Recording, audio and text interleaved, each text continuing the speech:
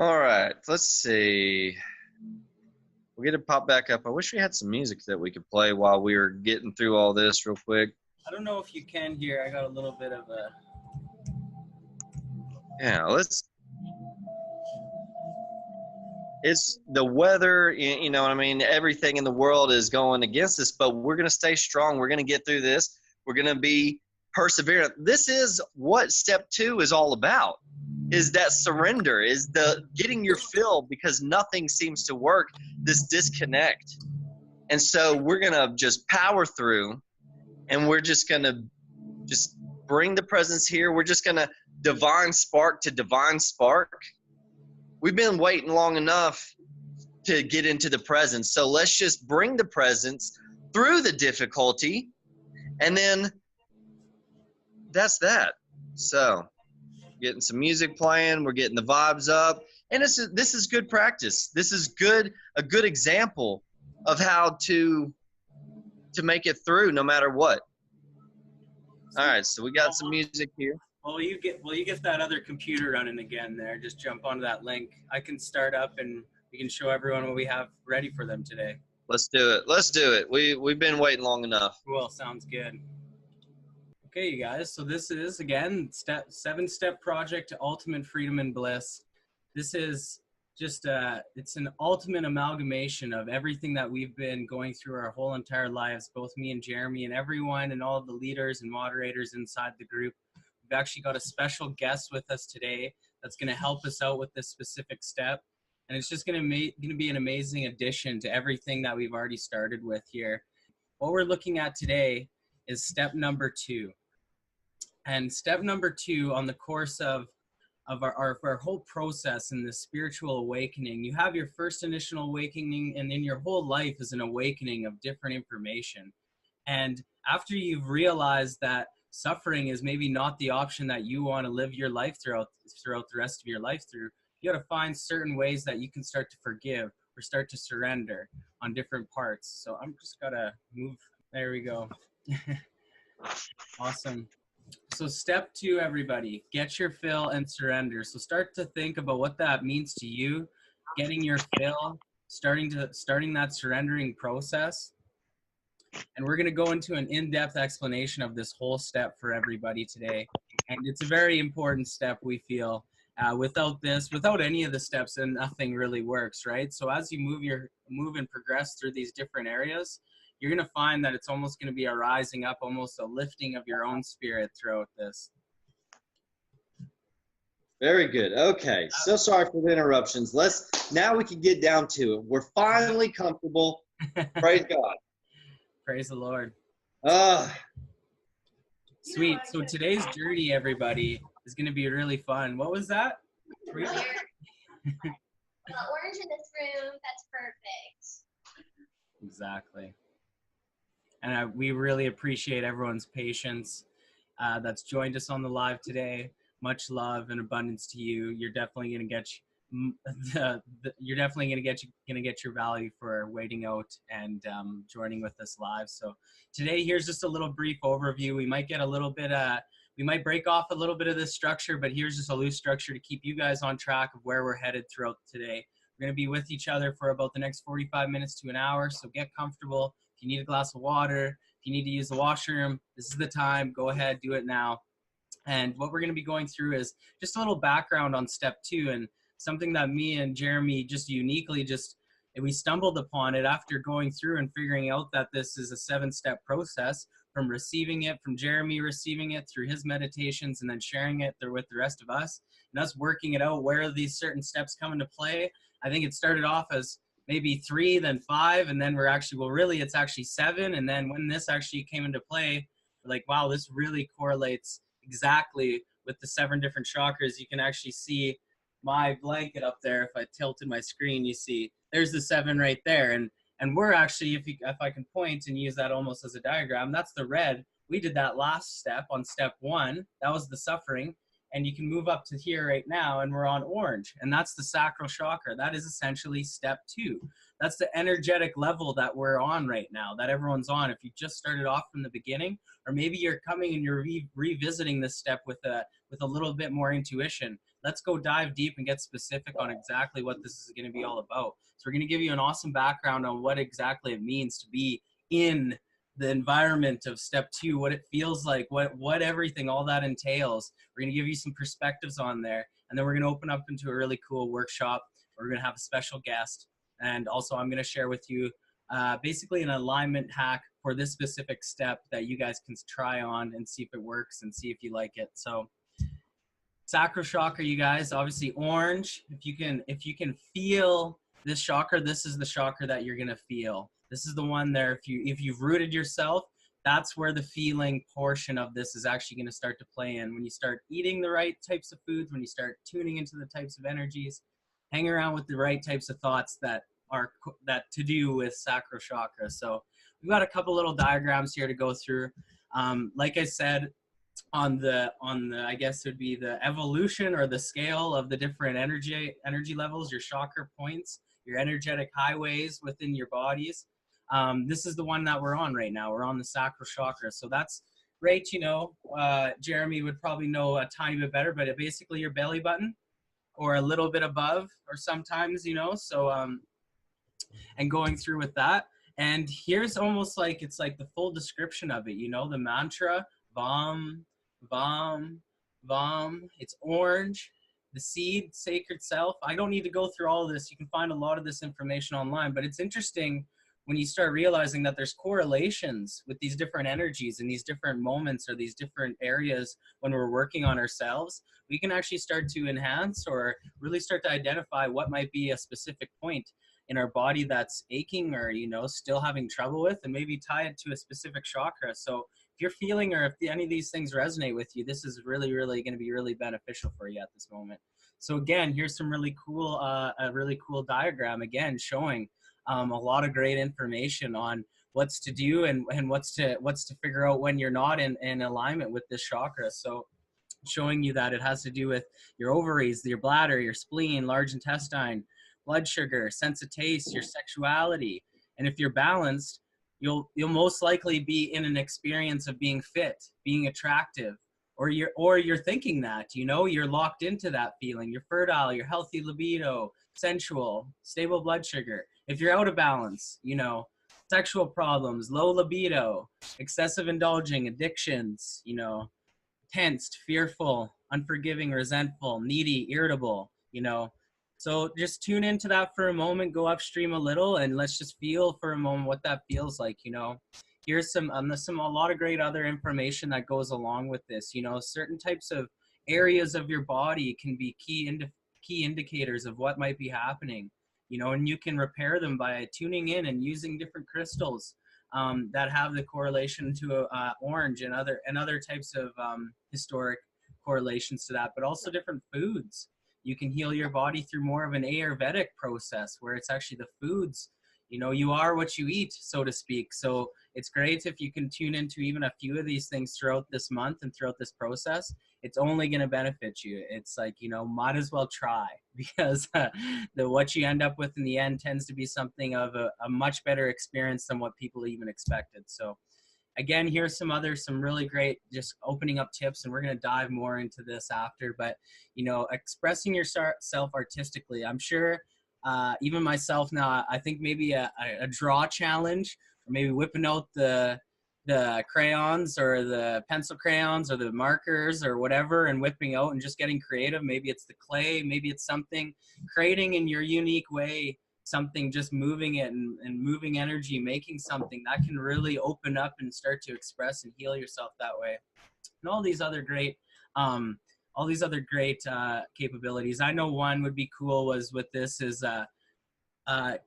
disconnecting from lots of distractions, disconnecting from blue screens, disconnecting from TVs, disconnecting from negative people. Like, this is the time where you can like really program into the feeling of what we're trying to get to with a lot of these healings and with a lot of these teachings and stuff. Well, this is a lot of theory, and I know it comes from a lot of experience, but with a great foundation, we'll be able to really rock it off into some great stuff. So that's my presentation portion of this, which I like to keep short because we want to get back face to face with everybody here. And I'm actually going to pin Jeremy here. And Jeremy, I want you to just go into maybe some of the perspectives that you gained when you were first discovering or reaching this level in your life, maybe at multiple periods or a certain period in your life. Share with us what perspective you have on that. Sure. So my step twos were tough. My surrendering, my whole life, nothing ever worked out. Nothing ever got better. I didn't ever know that there was happiness. I didn't know that there was another way of living. I didn't know that there was another part of life. I thought it was just, you just suffer, you die, and then that's that, And so my step two was after the divorce, after being homeless with my kids. That's like, I can't give up anymore. I've already given all the way up. I don't know what else you want, like that desperation, that fear, and this is why it's so key. And this is where we're coming from the root, is dealing with the fear and the emotions and all the energy that we're feeling, all the things that we're going through, having to deal with very toxic people when you have nothing left, like, it's like, why are we doing any of this? And so that step two is when it's not always about like giving up. It's sometimes there's no other choice. There's nothing you can do about anything. It's that momentum's been built, and it's just sometimes you have to crash and burn. But then when you are built and brought out of that, you begin to shine again. And then you understand why all this happened. You can begin to understand. And then that's what gives you the closure and the ability to move through. So anyways, my surrender, is like going, this is the moment where you're going upstream and you just can't go upstream anymore. And so you just throw your oars out, and then you just give up, and your boat just all of a sudden just shifts because you're not going and making it. That's that frustration and that out of synchronicity, is you forcing it, you having to do it your way. It has to look like this. It has to be like that. Or you're just miserable. And this is that conditional love. And so you throw your oars out, and you've been through everything. You can't hurt anymore. You've got your fill. There's nothing that can be done. And so that's the moment that you throw your oars out. Then your boat begins to turn.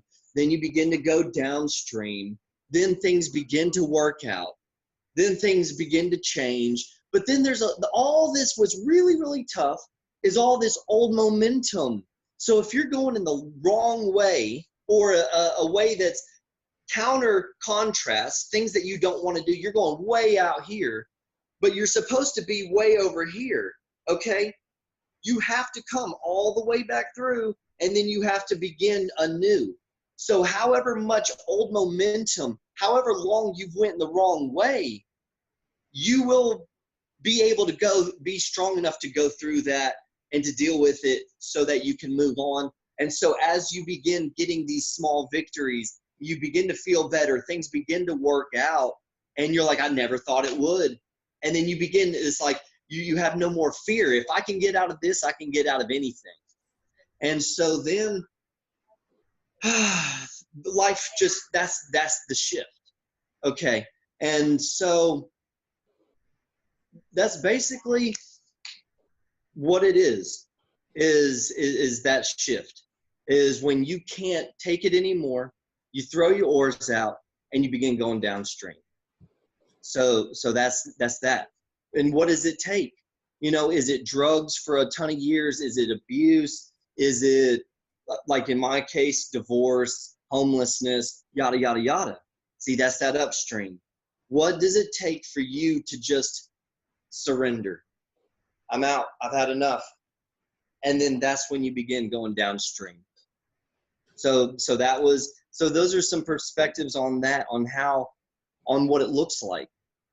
It's just that overall frustration and disappointment, not getting where you want to go, no matter how much you try. and then there has to be another way, then that's the surrender right there, however it looks. And so what I want to do just real quick so we can just really narrow it down and dial in is in what we always do. And we've kind of had a little here, a little there. We're in a new location. We've had a lot of logistics, a lot of stuff. And this is what's so beautiful, is just rising above. And so, like I said, new guest, all new, everything, new location. So we're finally settled. And so what I want to do is just like we always do, Brody, just divine spark to divine spark. And Elizabeth, why don't you come on over here with us? We have everybody's heard my story. Let's get the new vibes. Let's get the new in here. Okay. Introduce Elizabeth to us. Yes. For us, yeah. So Elizabeth has been here from the beginning. She's been here before the steps were even steps. She was the one that learned and grew while the steps were being built. Because like I said, this whole thing is built on God telling me, Source telling me, hey, everybody is going through this. Write this step down. And it will look different for everybody, but everybody goes through it. And so we just built an amazing connection, and we built all this, and now we're here in real, in physical, not just digital. So it's super exciting. And so she's the one that's went through it. And then she even got enlightenment mastery. Her story is amazing. She's had so much loss and so much revelation. And so that's why we wanted to bring her on and kind of give her perspective to just kind of paint this beautiful picture of what it's like to start going downstream. And so she is the first Enlightened Master graduate of the Serenity Project. And so she is one of the pillars of this community. And so, yes, welcome, sweet Elizabeth. Thank you so much for helping us and providing all this, our space. And it's such an honor and a blessing, and really, really grateful to share this day, this time, this space, this journey. I mean, really, with everyone. And just us being here, like us meeting, that is a direct result of surrendering to the process. I mean, it's for so long I had this yearning in my heart where, I went through this world and I'm like, I never understood the worldly concept of love. How could you hurt the people that you love? How could you use them, whatever it is that you do to hurt them? And, there had to be this other love, this better love, this, higher love that didn't hurt. And, it's like, there had to be other people that could love the way I felt love in my heart. And I never knew, like, where they were at. For so long, I kept going, where is everybody? Like, they got to be somewhere. And so in the process of, surrendering and getting to meet people, now we have boots on ground. You get to meet people, and Source says, hey, you know what? You're at this location and this location. Here's the center. Make it happen. And all of a sudden, everything is lined up and provided and guided. And I mean, it just works out better than what we even could have imagined. I mean, when we first come up here, I didn't even know if we were going to stay, if I was going to stay for the weekend, or if I was going to make the 2.5-hour drive back every day, back and forth. So 5 hours of driving. And now, here we are, and we're staying for the weekend. We get extra time, and we got this awesome space to do all of this in. And, it's just all from breathing. And no matter what happens, just saying, I'm in the right place, the right time, and it's not my will, it's God's will. Because no matter what I'm trying to make happen, I can't make anything happen any better than Source and the universe and, all of our ascended masters and guardian angels. Can make happen for me, us, like everyone. And that's what surrender is. It's allowing these higher vibrational beings, you know, these heavenly beings, to help us get into alignment directly with the highest destiny that the creator of existence wants us to have, the utmost, you know, utopic, euphoric amount of bliss, love, abundance, prosperity, enjoyment, fulfillment. You know, all of those things are what we were specifically created and designed to feel and be. And so if we just, you know, surrender to the, you know, the thought that there really is something that created me that wants me to have a good life, then, you know, it's not that you're really letting go of the bad, because you don't really have to start focusing on letting go of the bad. The more you focus on, you know, that something wants you to have a good life, that becomes your intention, that becomes your thoughts, that becomes your words, that becomes your steps, your movements, your actions. And so there really is no letting go of anything else. It just kind of flows away on its own, you know. You go with the flow and there's no resistance to it. It's when we keep stepping back and, you know, we keep saying, oh, I need, you know, this morning we had a couple situations and I was running, you know, behind schedule, and I'm like, I'm in the right place, I'm in the right time, you know, and then I get up here and Jeremy's like, oh no, we're, you know, we got to be and it's on this time, and I'm like, no, it's divine time. Like, I'm telling you right now, we're in the right place, we're in the right time. Like, I'm in this mantra, we're in the right place, we're on the right time. You're not breaking my mantra. You know, and see, the big overall lesson with this step 2, the surrender, is, can you be happy anyways? You know, we had a big old issue, and then we had to, you know, kind of regather, and then we all just kind of sat back and just got a game plan, just let it go. And so the whole time is just very monitoring your vibrations. How are you feeling? Can you be happy anyway? Say everything in the whole universe is going wrong. Are you just going to just lose it? Are you going to just really,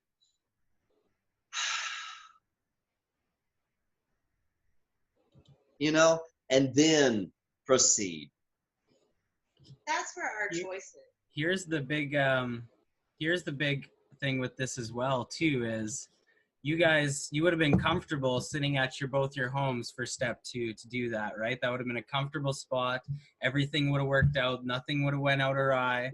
But nothing ever changes when you stay still, when you stay stagnant, right? So by going out, and it's almost like a mini self-sabotage, because you know there's going to be stuff outside of that. You know it's going to challenge you. You know it's going to be something of that. But that's how you grow and you move through that. And that's such an amazing process of this is a continual process, at least for different areas of your life. Once you surrender and you forgave and that area is done, then that area is truly done. But there's different tributaries, and there's all these different rivers that are flowing off of different stuff that we're always healing and mending. And that's that beautiful process and getting better at that for the smaller things in our life, and then eventually to the larger, bigger things that are more pressing and more harder to move mountains with. But every single thing, you can have a conscious decision on what type of intention you want to let it, you know, rise up into your life as. Is this really going to be the worst thing possible, or is this the best thing possible, you know? And that's your decision, that's your choice. So just wanted to jump in with that as well. That's perfect. That's exactly right. Yeah. So if you guys want, can you move a tiny bit closer to the screen, just like if that's at all possible? We can do that. Yeah, we can do that. Because then we can see each other a little more. Move the whole thing closer. Yeah, we can scoot back and have a even better time. Perfect. Thank you, Luke. There we go. Maybe get something to set this up on. Prop it up just a little bit. Okay. We'll adjust as we go here a little bit. We'll see if we can't get it a little bit higher up here. That looks pretty good right there. Yeah, just that's pretty good right there. Well, rather than keeping a bunch of empty space, might as well have you there. Yeah. Very good. So amazing. Yeah, we're good. Thank you. I think a cool thing. I've got a couple things I might want to pull on. If you wanted to share with us a little bit, Elizabeth, I know your story is super powerful and it has a lot of different angles and a lot of different things that have came into play on your journey. But if you could share a moment that was really, really pivotal for you, that showed you that, you know, not so much that like you had to surrender, even though you knew that it was, but you finally you had your fill, to the moment where you're like, this is now my decision. This is now this is now my movement towards something better. Do you have a story, or do you have something of a memento that you could share with us? I guess I had what you would, I tend to call several like mini awakenings, you know, or mini revelations. There was, you know, several of those moments throughout my life where I knew there was something bigger. I felt there was something more. I just couldn't quite put my finger on it, or, you know, put a place on it, or, you know, put a name to it. I just knew I hadn't like been there or seen it, or, you know, it's like it only existed in here, in my heart and in my mind. You know, it's like, does it really exist anywhere else, or am I just imagining? And so I went through several, you know, different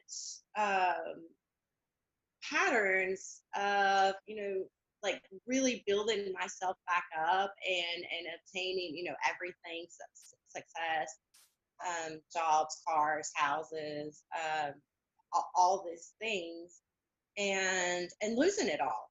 And, you know, I'd go through this process like over and over and over again. And each time, you know, it was like I wasn't making the same bad choices. You know, that's what people always tell us. You know, if you make the same bad choices, then you're going to get the same bad results, you know. And so I was having these results changing, you know, each time I changed. And each time I would make different choices, you know, and then I'd find myself in the same result, you know. And the last time, you know, it was to a place where I had to have two emergency surgeries, and I lost my job. My car was repossessed the next day. Lost my house. You know, my kids, and, you know, like everything all at once. I was in the most toxic relationship of my life, and, you know, and I was really, I laid there one night and I was bargaining with God. You know, and I was like, okay, God, at this point, like, if all that I've ever, you know, been intended to do is no hurt and to no pain and to no sorrow, then I'm there. Like, you know, I don't think I can, you know, you say that you won't lay any more on us than we can handle, but I really don't think I can handle any more. So will you just have mercy on me? Like, you know, it says that if we ask for mercy, that's your weakness. So will you please just have mercy on me and let me come home? And, you know, that was finally when, I don't know what happened, after hours and hours of crying and just laying there and just, you know, I guess just letting everything out. And, you know, there was just a still small voice that was, you know, that's not all I intended you for. Mm. You know, it's like, I intended so much more for you. So no, I'm not going to let you come home, because it's not your time yet. You haven't done what I have intended for you. And if you'll just be patient, then what I have intended for you is so much greater than anything that you can imagine. And that was all that was said. And, you know, I didn't get like any visions or any flashes or, you know, of anything else. That was it. I got this feeling of peace, and I got this feeling, you know, of just of wholeness, and like being in the presence of the one that truly created me and could recognize, you know, like my child. You know, I was in that presence. But that was it, you know. And for a while, that's all I had to go on. So I just kept making, you know, one right step in front of the other, one right step in front of the other. And, you know, once again, it's like, okay, well, if I have to pick myself up and rebuild, then what's the good out of this? What's the purpose out of this? And it's like, well, you know what? Because I can, because I'm strong, because I lost even more last time, and I can still get up, and I can still kick this world's ass, and I can still rise to be on top, because this world can't take anything about who I am. So no matter how many times it takes everything that was made in the world I'm still going to get back up on top, and I'm still going to get more of their shit than what they could ever take away from me, because I'm not of the world. I'm just, here manifesting my own reality and my own divinity and shining that spark. And that's really all I have to do. And the miracles and the blessings flow with that. And that's kind of, that's beautiful. a lot more has happened since then, but that was my moment. That was my time. If you guys get a chance to chat with Elizabeth, she'll just absolutely rock your world in the most powerful, present way every time. Every time. I think she's gonna have a really cool gift and a really cool perspective switching, some I am statements. We're gonna go into explanation of what is an I am statement and get more into that as well. I wanted Jeremy to touch on, brother. I know you've shared a little bit about your redneck deprivation chamber and a few of those moments in your life, and I know that's such a powerful story for me, but your surrendering process was very physical. It was there was time spent, and it was a great discovery. So if you wanted to share that, or maybe another specific, that'd be great. That you'd love to share, because to me that feels like that's where you were going through a big surrendering process in your journey as well. So take the floor. That's how all this got here. That's a great point. That's how all this got here. So when I lost it all, I had my fill. Then what was I doing about it? This is that, what am I doing in the boat going downstream? So what I would do is I'd get home from work and I would go just straight to the bathtub. And I know it sounds silly, but bear with me. So I'd go straight to the bathtub and I would just go underwater. And I had these moments where I first started where I would go through these like energy doors. And that was like this purification process. And so I was running through these energy doors, and I'd look back and all this just dirt and sludge was there, and I kept running. And then one day I just all of a sudden just bounced and just started flying. And so that was really what led to most of this, is these revelations that I got, was that time spent in meditation. Meditation is the surrender. That's what you do. That's your cave moment. That's when you just learn everything about you, who you are, what you are, where you're going, just everything. Okay? And so I would go under, and I would go through these energy doors, and I met my higher self. And then that's when I was led to the Creator, and that's where I just get all the downloads, the upgrades, just the everything. That's what all this is working up to. But you can't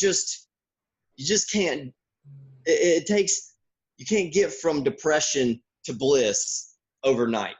And so for months and months and months, I would just go into my redneck deprivation chamber. I'd put crystals in it. I'd put Epsom salt in it. I'd bless it and make it holy water. And I would just sit there in the presence, and everything, all the downloads would come, all the information, everything. And so when I would be done, I'd get out, and then I'd write it down, and then I would just continue on and continue on and continue on. And here we are. Now we have real people meeting with real relationships, real connections, not just behind the screen. And so my time spent was 7-8 months of just meditation, hours and hours a day, 4 or 5 hours a day. So what the cool thing is I went through all that, and I narrowed it down to the path of least resistance. And now we have simple meditations that enable everybody to do this. Everybody will be able to meet, not just here, to actually meet your higher self and the ascended ones, the help, everything. And so then we can even meet the Creator. And it even says that to come boldly before the throne. And so that's what we're working our way up to. But you can't get there from here. You can't be hurting and suffering. You can't be bold and be insecure. Yeah, exactly. You can't serve two masters at one time. You have to be on your way or you're not. You're either in alignment or you're not. So basically that's it. So everything, the main thing about step 2, the surrender, is meditation. And then you ask, what is meditation? How is meditation? It's not about anything. It's about sitting comfortably. And You don't then even just have to sit there. you don't. It's a I mean, whole at first, I so overanalyzed meditation, Oh, yeah. and I thought, it had to be done exactly the Eastern way and lotus position and this and that, and that is so bogus. You can be in a meditative state driving down the road. Yes. I mean, anytime that you were just centered on love, what is the next loving thought, action, word, feeling, that I can think, speak, do, or act. Yeah. It just any time that you can just stay in that love, it is a meditative state.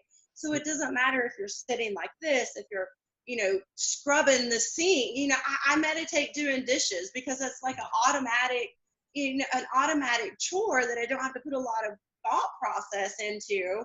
So I'm just like love, and it's like all of a sudden I enjoy doing the dishes, and I've always hated doing the dishes, but you're sitting there going love while you're doing the dishes, and it's like, wow, I love my dishes. Oh, I'm so grateful for having dishes. It's like, thank you for holding my food for me. It's like it just changes everything, and so you don't have to like be in any one position or any one state or have the great tools like musics and incense and essential oils and all those things are awesome and they're great and you can find what resonates with you, but really just a meditative state is just a state of you being centered in your heart space of love. That's all it is. I mean, just plain and simple, anywhere, just you and love. That's meditation to me. Yeah, that's it.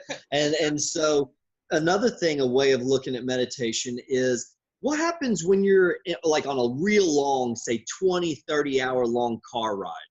We're talking a long car ride. What if you don't get out of that car? What are you going to do? You're going to go stir crazy. You're going to go bonkers. You're going to fall asleep. You're not going to be able to. So that's what meditation is it is a moment, however you do it. It is a moment where you just get out of your vessel, your car, and you just kind of go and just rest. And see, we have what we went over, we have the clearing techniques so that once you can clear, you're able to hear. Okay. And so then that's basically how you control your energy in motions or your emotions is you feel it, you receive what you do want, you let go what you don't want, and then you don't let it back in. And so then that's what you can just continue doing, and that's the practice. And you just get that out of there. And when all the bad is removed, only the good remains. And so that's what we're trying to attain. That's what we're working our way up through. That's what we went over, the vibrational scores and the vibrational degrees, is so that you could understand how you feel is what is being created, that energy, and then that energy comes off in a sound, in a color, in a vibration. And so we are really doing very huge things by how we're feeling, by how we're projecting how we feel, and by our energy. So meditation is key. And so what is it again? It's just however you do it. It even says to pray without ceasing, to meditate without ceasing. Your life, this whole thing, that's what we're building. These steps become a lifestyle. And so you do this all day.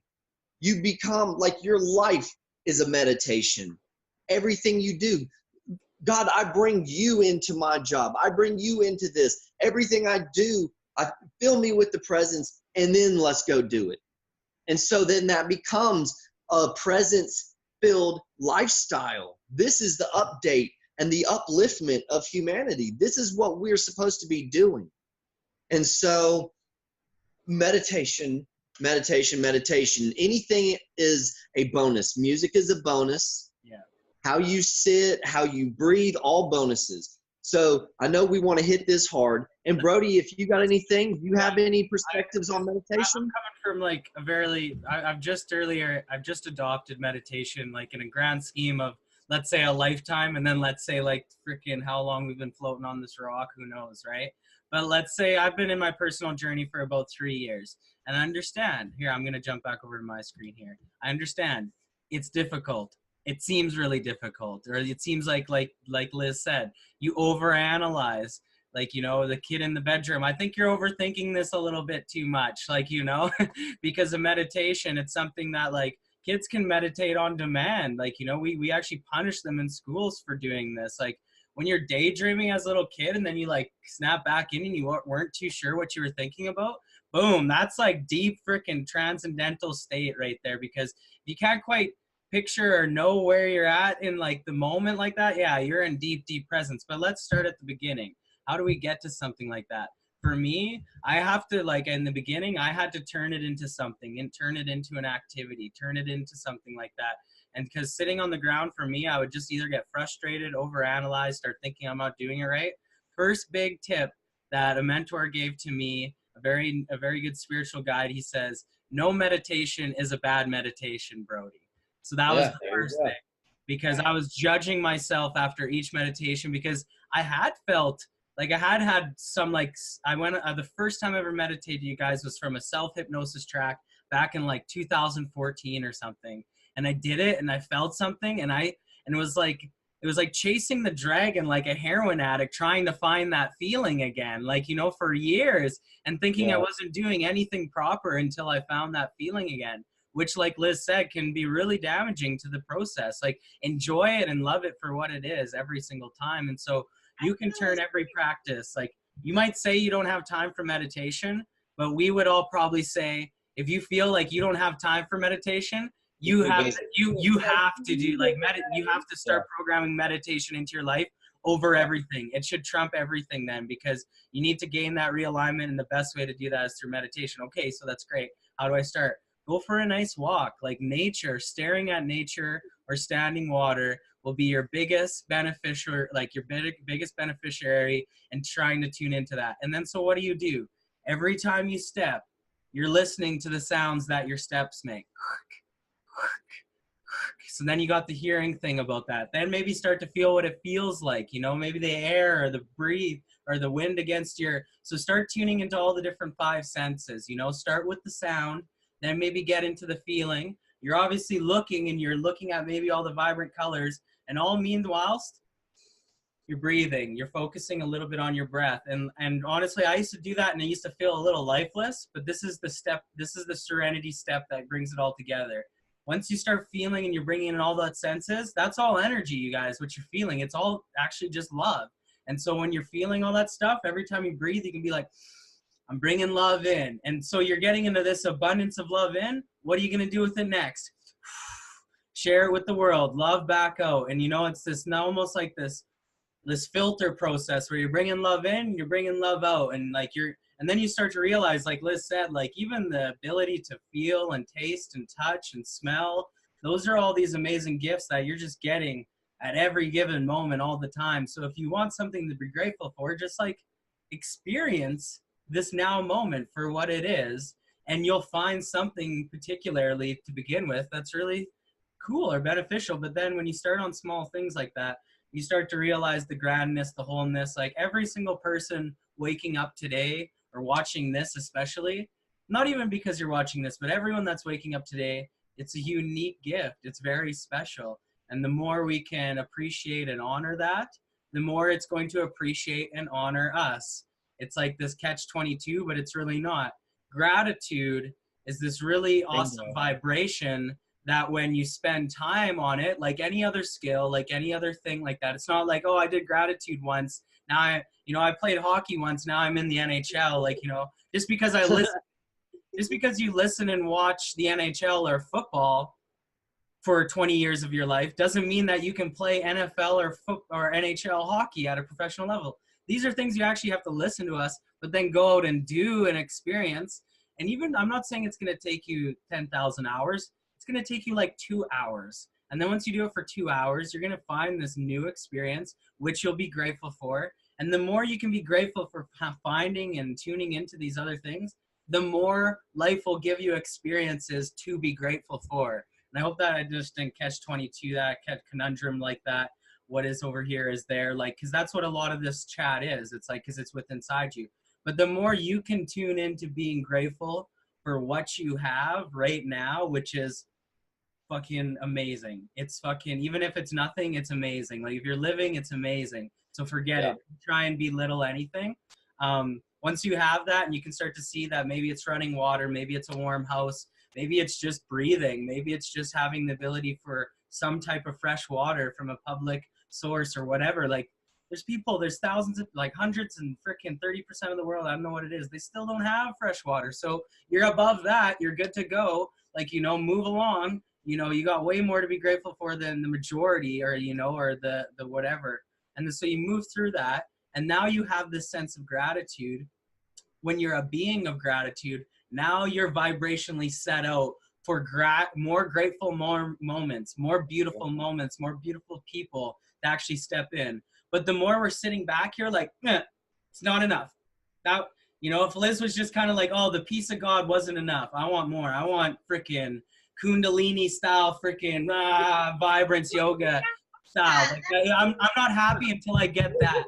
You can see how if you never actually get that, if that's not ever part of your truth, which it might or might not be, which is fine. Like you'll get something way cooler from some other area if you don't get the whatever crazy enlightening awakening experience that some people get. That'll just mean that you get some other piece of it in a different way, because we all got our own puzzle piece to this whole. But I kind of just wanted to step in for maybe some of the newbies that it is possible.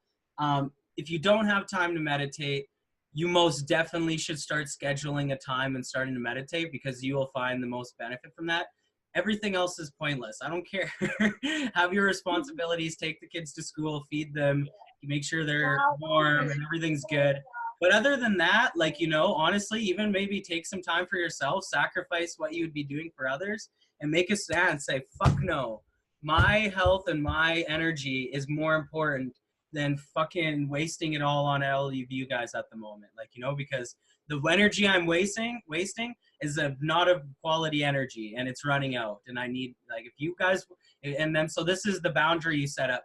Do you want to see me at my highest potential and at my most loving, where I have the highest earning bank account, where I can take you on the best places, we can have the best life?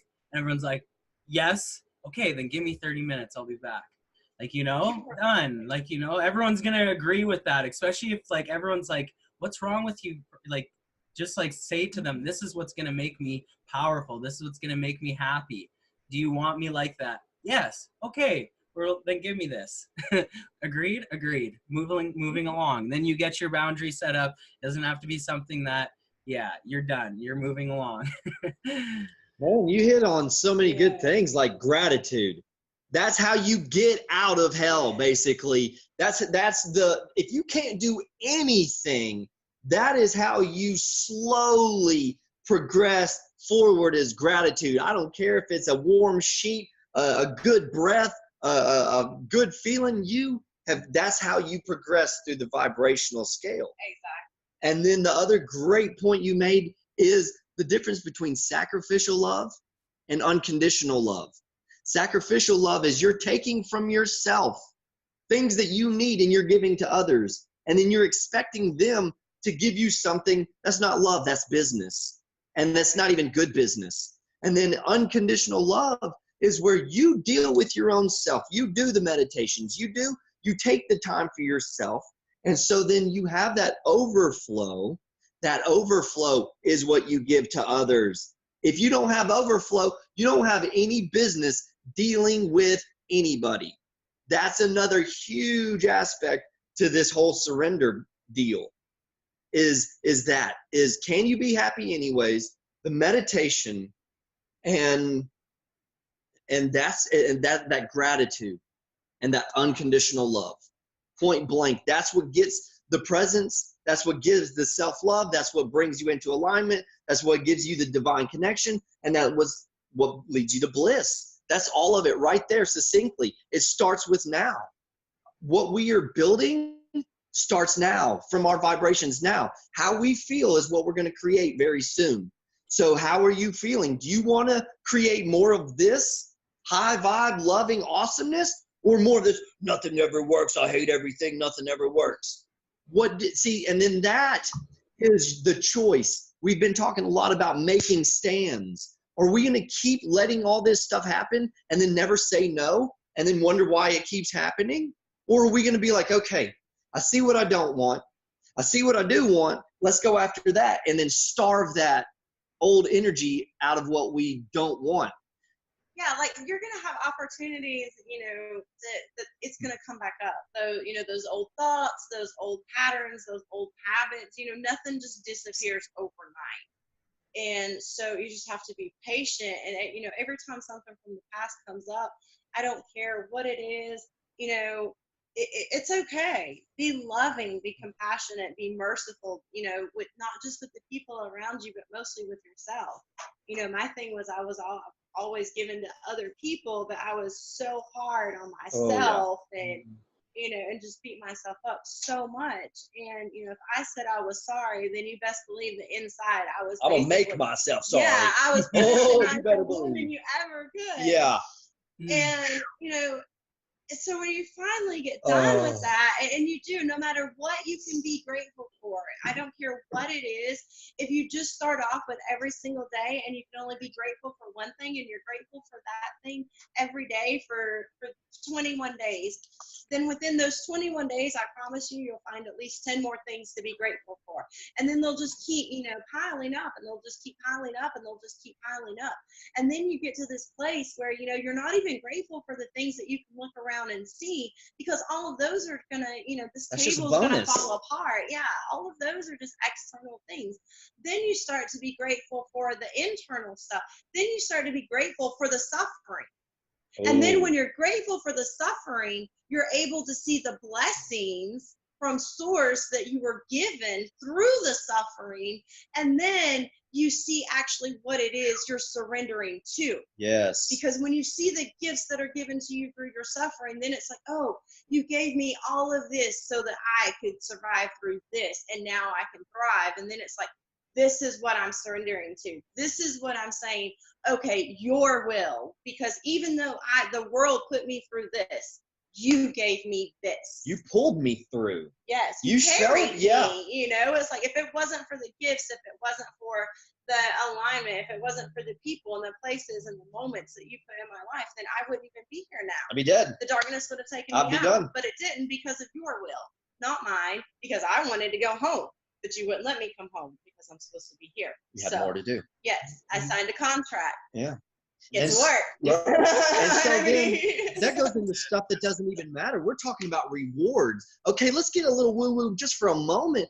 Every single tear, every single thing that you've ever lost, you will be giving it back twofold, sevenfold, tenfold, 100-fold, depending on how happy you were anyways, depending on how grateful you were, depending on how in alignment you were, depending on if you could love anyways. And that's the three big overall is, can you be happy anyways? And then your new is, can you stay in alignment anyways? Even when every technical difficulty, everything, can you stay in alignment anyways? And then on top of that is, can you love anyways? No conditions. Just love. Just be in the flow. Just be grateful. And that's where that's it. That's bliss. This is where you show me very well, where we're moving in from it's not happening to us. And this is what the beautiful surrendering process for is us. for us. And she just said it, being surrendering to everything. When you surrender to everything, you realize that it's happening for us. And it's beautiful. You're like, oh man, that's why that happened. Well, why did I get divorced? That's so silly to think that I was the one causing all this craziness happening all the time. Yes. There's something bigger than all of us as well. And you gotta really tune into that. And you tune into something where I think we'll just open up into a beautiful workshop of like, okay, so how? Like, how is it? We've got a very good fundamental. People know this feeling, they know this vibration. And I can share personally from my story of surrendering, where I was going through a lot of, I'm going to do this all on my own. It's going to be done all by me. All these people screwed me over. I don't want to have another person screw me over ever in my life again. I'm going to do it all on my own, and I'm going to laugh in their faces when it's over. Like, you know, I think it's a strong vibration that'll get you out a lot of stuff, but you can already tell that it doesn't go forever. Like, you know, it does not go forever, but it'll get you out of some tough places for a moment, that anger, you know? And so I went on that path, and I would just do everything on my own, like, you know, and giving out all of my energy, like Liz said, everything out there. And, you know, some stuff would work for a bit and then would peter down. And then I get this other enlightenment and it would work for a bit and it'd peter down. And each time I'd realize it was from someone helping me a little bit, but I'd always be closing down those doors. And then I got into this huge, I'll cut it short, got into this huge argument with my brother, and he was starting to tell me how to run my business. And I was telling him to not tell me how to run my business. Don't tell me how to live my life, man. Like, you know, blah, blah, blah. But what was coming through him, and even though he's not a spiritual person, it was the authentic truth.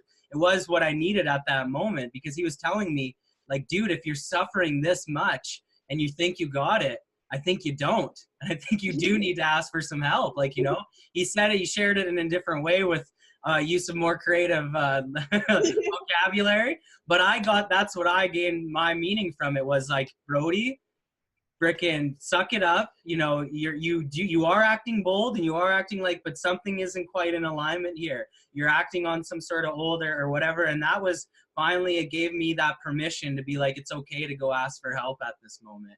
And I think that's where finally surrendering comes in, is it finally someone stepping into your life and giving you the permission to focus on meditation, giving you the permission to let go of that old story. It doesn't serve you anymore. Giving you permission to accept your angels or accept your dragons, accept these alternate forms of help that have been waiting for you the whole time. And I think that's such a beautiful process, because we are here only to a point to show you how love works. And then after that point, love will show you the rest of the way, which is why we're so confident about this process. Because if we thought that we had to carry you on our backs throughout this whole journey, we would have never started this program. That would have been that would have been very, very hard for us in the end. Yeah, we get you reconnected and let you fly. Yeah, the system is designed in this beautiful way, and it's amazing. The more you start to discover, the more effortless and the more ease it truly is. And I think at first, a person could think that it's like, oh, this is going to be a lot, like, you know, but it's only for a moment. And then you gain that understanding, you gain that truth, and you almost ascend, or you move into another area what used to take weeks or months or years now only takes days, you know, minutes, maybe even just moments. And that's the speed, or that's how we move faster. You're not moving faster. You're not like this high achieving, time accountable freaking I'm productivity. 5 minutes here, 5 minutes there. It's nothing like that. Like, the most greatest masters have all the time in the world, like, you know, because they know it's that a huge illusion. It's only however fast they move through it. And if you're moving faster than what you figure is like handling portion, then of course, then like slow down, take a breath, go back into it. Just like I'll give you the permission right now for this next little while, or even after this, you can take 15 minutes, you can take an hour, you can take that time for yourself, for the knowing that when you come out of that, everything else is going to be more in alignment. Everything else is going to move easier. Everything is going to be greater, because we can be happy anyways. And we can move into being happy always, even though that sounds really woo-hoo. But you have to start with giving yourself the permission, and you have to start realizing who you actually are. You know, we are bigger than what we really are told on the television, or what we were brought up with, or maybe what our religion, or maybe what you know at this specific moment. There's expansion happening. There's greater parts of us that we can discover. And it becomes from realizing that we are everything. And that's hard to understand at the beginning. But let's start deciding what parts of everything we want to be at first, right? And you've been saying this your whole life. I am this. I am that. And, you know, and even the kids they have, or even the collective consciousness has this so backwards at times, where it's like, you know, I am a loser. You know, I am guilty of this or that. I am suffering from this or that. And in that action, we in turn create exactly that, because we get the creator, and how this system works is it gives you exactly what you want. And it's not going to let you go down a path if it doesn't want you. If you don't want to go down that path, it'll let you go down it and get your fill. So by continuing to talk in that manner, by continuing to look at ourselves in that manner, we in turn get more fill, because this beautiful creator or this beautiful divine, it'll let you go down there to figure out that that's not what you want. It's not going to stop you. It'll let you go down that path. It'll let you go it'll let you go as far as you want. It's all about the experience. Because it wants you to have that experience for yourself. But the way we can stop this, and the way we can almost put a rut in this and move from going completely upstream for the rest of our lives, is we start identifying with the wholeness or the I am of who we are. And this is hopefully a good introduction into moving into, you guys can become whoever it is you want to be. You just need to start declaring it, and you need to start identifying with it more and more. It's programming the mind. Adjusting to it, because you're everything. It's this re-remembering process, and that's where it gets maybe a little woohoo. But even by programming some of these affirmations or incantations of what they have been said, but it's really just identifying with the version of yourself that you want to be again. It's not something that you're reaching out towards. It's something that you're declaring, almost like, I am fucking this right now. Let's go. And that's it. And that's it. I'm done. Okay, way. next thing. Let's declare that. And then once you're done that, yes, there's going to be a lot of like a bombardment of old energy being like, no, you're not. No, you're not. Yeah. No, you're this. That. And it might sound like I can tell you in your experience, but then that's your work now to be like, I'm this. I am this. And it's delusional off the beginning. We understand.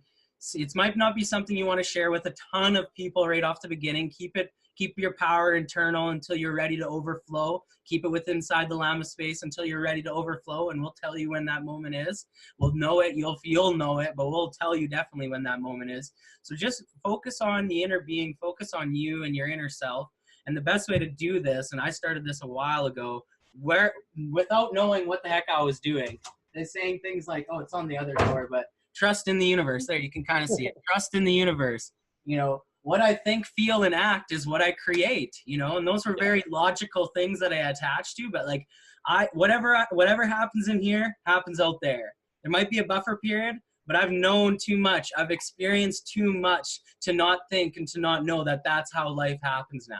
And I used to say that to myself, and now I have like pages and pages of evidence that I actually physically wrote down every time it happened. So that anytime someone questions me or anytime someone oh, what about the time that I had $0 and I wrote a $5,000 check, and then the next weekend I was in Vancouver?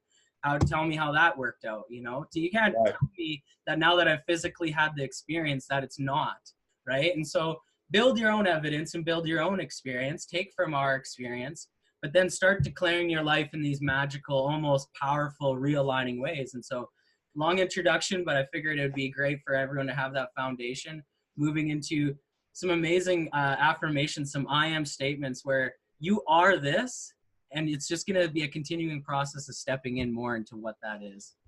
So go ahead, Liz. Tell us what we have for everybody. No, I mean, I cannot emphasize enough how powerful those words are. And anything that is followed by that is exactly as you've said it. That is your reality. That is what you were creating. That is what you're manifesting. That is where all of your momentum is going into that. And so, you know, even if you have, you know, this divine will and these guardian angels and all the support and ascended masters, and, you know, if you have all of this stuff working for you, and, you know, all of a sudden you're just like, I am giving up, or I'm too stupid, or whatever, then you put the brakes on them, and they're like, we were so close to getting to you, and you know, it's like, so you have to really, really be careful. And, you know, I know when I went through my spinal cord injury, you know, I was saying things like, I'm hurting more and more every day, you know, nothing works. And, you know, and then at the same time, you know, I'm praying, okay, God, you know, heal me, you know, universe, heal me, show me, you know, and, you know, why am I not, what is wrong? Why am I not getting it, you know? And I was sitting in a meditation, and that's what it was. You know, it's your vibration, it's your frequency, and, you know, it's the power you put behind that, you know, I am. And I was so broken and so, you know, frail when I first started making bold statements. You know, I can stand here now and I can say, yes, I am a divine, sovereign, benevolent, loving, sacred child of God. You know, I am an artist. I am a mother. I am, you know, a beautiful ancient soul. I am, you know, created from the infinite, you know, existence, you know. I am all of that. I am the universe. I all of those are me. But in the beginning, I couldn't make those bold statements because, you know, I started off from here. And I had all this past stuff that I was dealing with. I was done with the suffering, but like you said, you know, you'll have those opportunities where it keeps coming back because it's habit. And so I had to start off, you know, with small things like, you know, when that past stuff would come up, you know, it's like, okay, I've already dealt with you. You're in the past. And, you know, yes, I may have done this, but I'm a better person today. I am making better choices today. I am healthier today. I am, you know, healing today. I am, you know, and I started with those things. What are the things that I could do to just get small momentums where I didn't feel like I was lying to myself? Because, you know, if you feel like you're lying to yourself, then it's just kind of like, well, that doesn't even feel right. You know, so it's like, you know, whatever resonates with you, that is one step up, if, you know, or two steps up, you know, just somewhere where you can meet in the middle of where you're at and where you want to be, you know. And then and it's like once you start to sink into that, it's like, I am a child of God. And then you start, you know, realizing what it is to be a child of God and inherited the keys to the kingdom, and the kingdom's here, and you create it here, and it's in front of you. You don't have to wait to experience it. It's like, you know, for so long, everybody was like, oh, you know, I can't wait for, you know, heaven to come to earth, you know, and it's like all of a sudden it's like, wait, it's been here this whole time. We're like, you know, building it. this veil, this illusion, and, you know, because of this darkness. And it's like, you know, I am creating heaven on earth. I do that every day. That is something that I am. You know, that is something that we are. Yeah. That is what Llama Space is. That is what Serenity Project is. You know, we are creating the new heaven on earth, the new love, the new bliss, the new joy, the new, you know, this is the new Garden of Eden. The fruits, you know, will be so sweet. And it starts with just from heart center. Yes, you know, it's one person. You know, it's, you can't change the world by trying to change other people. You can't change the world by trying to change the environment. You know, you change other people and you change the environment, and you change the world by changing your heart, by changing you, by changing, you know, the things that you say about you. And, you know, I hear so many people say, well, I'm tired of so-and-so treating me this way, and I'm tired of being treated that way. And it's like, okay, well, how are you treating you? Instead of looking at how they're treating you, how are you treating you, and how are you allowing you to be treated? It's not about them. They're only doing what you're allowing them to do. You know, they're only doing what they know. That's all they know. They're if you a know reflection. better, if you know better, then you know not to accept that projection, to transmute it, and, you know, to be like, okay, hey, I know what you're doing. I'm not going to get angry about it. I'm just going to say that I'm stopping you right here. I'm not receiving this. And, you know, so it's transmuted, and it's ended, and it's gone, and they can get mad about it and go their own way. But you've they planted can the accept seed, it. though. Yeah. You know, you take their darkness, you don't accept it. Then that's that transmutation, is you open up that Christ consciousness portal, and you just give all that to it, and then you receive all that love, and then you just kind of cover it up, and then you just give it right back to them. And so what that does is that grows inside them, is they have a light now, a light seed within their darkness, and there's nothing they can do about it. And so it grows, and it loves, and it grows, and then they change, and then we have one more out of the darkness and one more into the light. That's one more momentum. That's compounded momentum. So that's how we get here faster. You know, and the revelation I got is we're going to get to paradise. No ifs, ands, or buts about it. We are. So let that fear go. But are we going to get there in 11 days? Just straight journey? Or is it going to take us 40 years long, going around in circles, not being grateful, being very contentious and just very greedy Pointing and fingers and yeah, blaming. and complaining, and we're never gonna get there, and nothing ever works, and my sandals suck, and this manna is old and nasty, and I'm tired of it. See, this is all about releasing the old energy. What is it that you don't want versus what is it that you do want? But you can't understand that until you have gotten your fill of suffering, so that now you begin to start caring about how you feel. Now you're starting to see, we're starting to pick up this momentum. We're starting to get the hows and the whys and the reasons. Why did I have to go and get a divorce and homelessness and go through all that? That's what brought my enlightenment. That's what showed me, hey, I'm not doing this anymore. That showed me, hey, there's got to be another way. Hey, you know what's best, Lord, Creator, the Almighty, you know what's best, even more than I do. And if I knew what was best, that's what I would be asking for. So that's what I'm asking for. Yes, please, and thank you. Because it's already going to get done. So either we're going to piss and moan in the boat going downstream, or we're going to smile. But either way, we're still going to be going. And so that's how simple all this is how are you going to feel in your boat? Mm-hmm. But I know for me, like, no matter what I go through, no matter what situation has happened, since I had my major awakening, I went through several life changes. I had the spinal cord injury where I had built myself back up again, and then I had lost everything again, including my health, my ability to work, and, all this stuff. And I felt like I was starting at the beginning again, but because I had that first surrender process, I wasn't at the beginning again.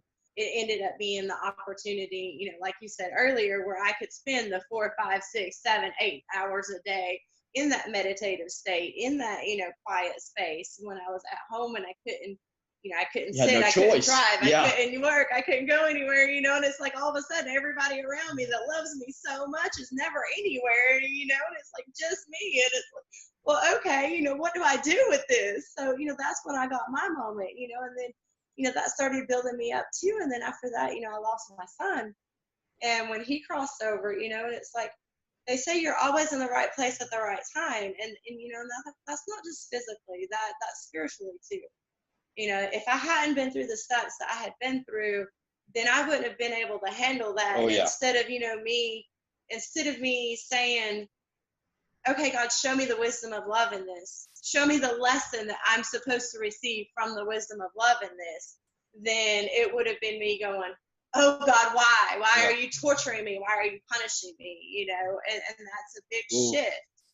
And so no matter what I go through, even though it looks bad, even though it looks scary, people kept trying to project all kinds of just crazy shit on me. Oh, she's grieving. Oh, she's this, oh, he's this, oh, he's that. And it's like, all this other stuff. And it's like, what? I don't accept any of that. Yeah. Mm-hmm.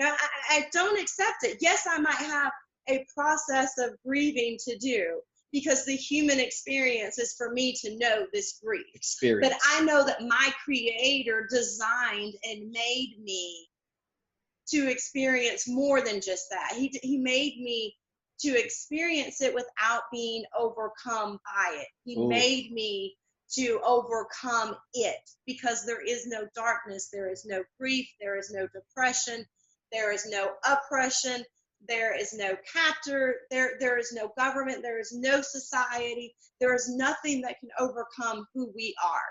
And that spirit that is in us that is from source. The world can't overcome that, and the darknesses of the world. And so we are that powerful. Yeah, we're here to turn the lights on, baby. Yeah, I mean that's who we are. So when we can just breathe in that for a moment, and it's finally like, receive it. Yeah, that's it. Is receive it. Where's the love in this? Yeah. If what's you're the lesson? angry, if somebody's mean to you, happy, healthy people don't go around being mean, hurting other people. Only hurt people So, hurt people.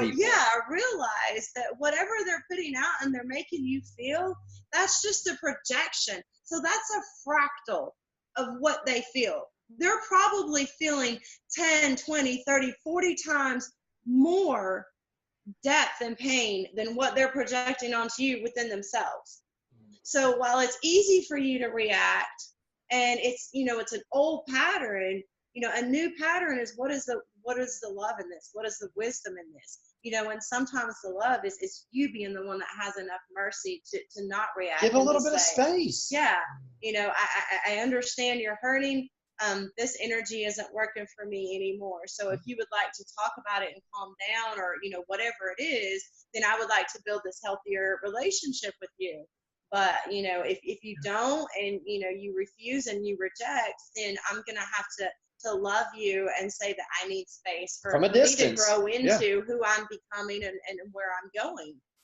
I've got a really great, I love what you're tuning into there, Elizabeth, and I think that's very transformational. I've got her, because we all grow into being able to not be the reactor and be the creator over those, and we'll get lots of opportunities. If you fail, so to speak, on a couple of them, it's fine. Like, we all stumbled in the beginning of this process and like pissed people off and rubbed wrong shoulders and did all that stuff initially. So the only fail you could ever have is not trying it out, not trying to grow and get better. So continue.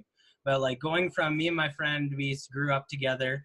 And back in the day when we were growing up as younger kids, like, it was like we even had a house together, and it was like we were young, and just like it was just that younger vibe where it was just like, you're the problem. No, you're the problem. No, everyone's in each other's faces, always in the way and stuff. And we actually had a trip this year, and I've ascended, so to speak, and as far as my personal relationship and being able to deal with my own self and that projecting out and giving me a better experience and stuff. And a little bit of that older vibe kind of started to settle in over the trip, as it would, as that old momentum loves to come back in.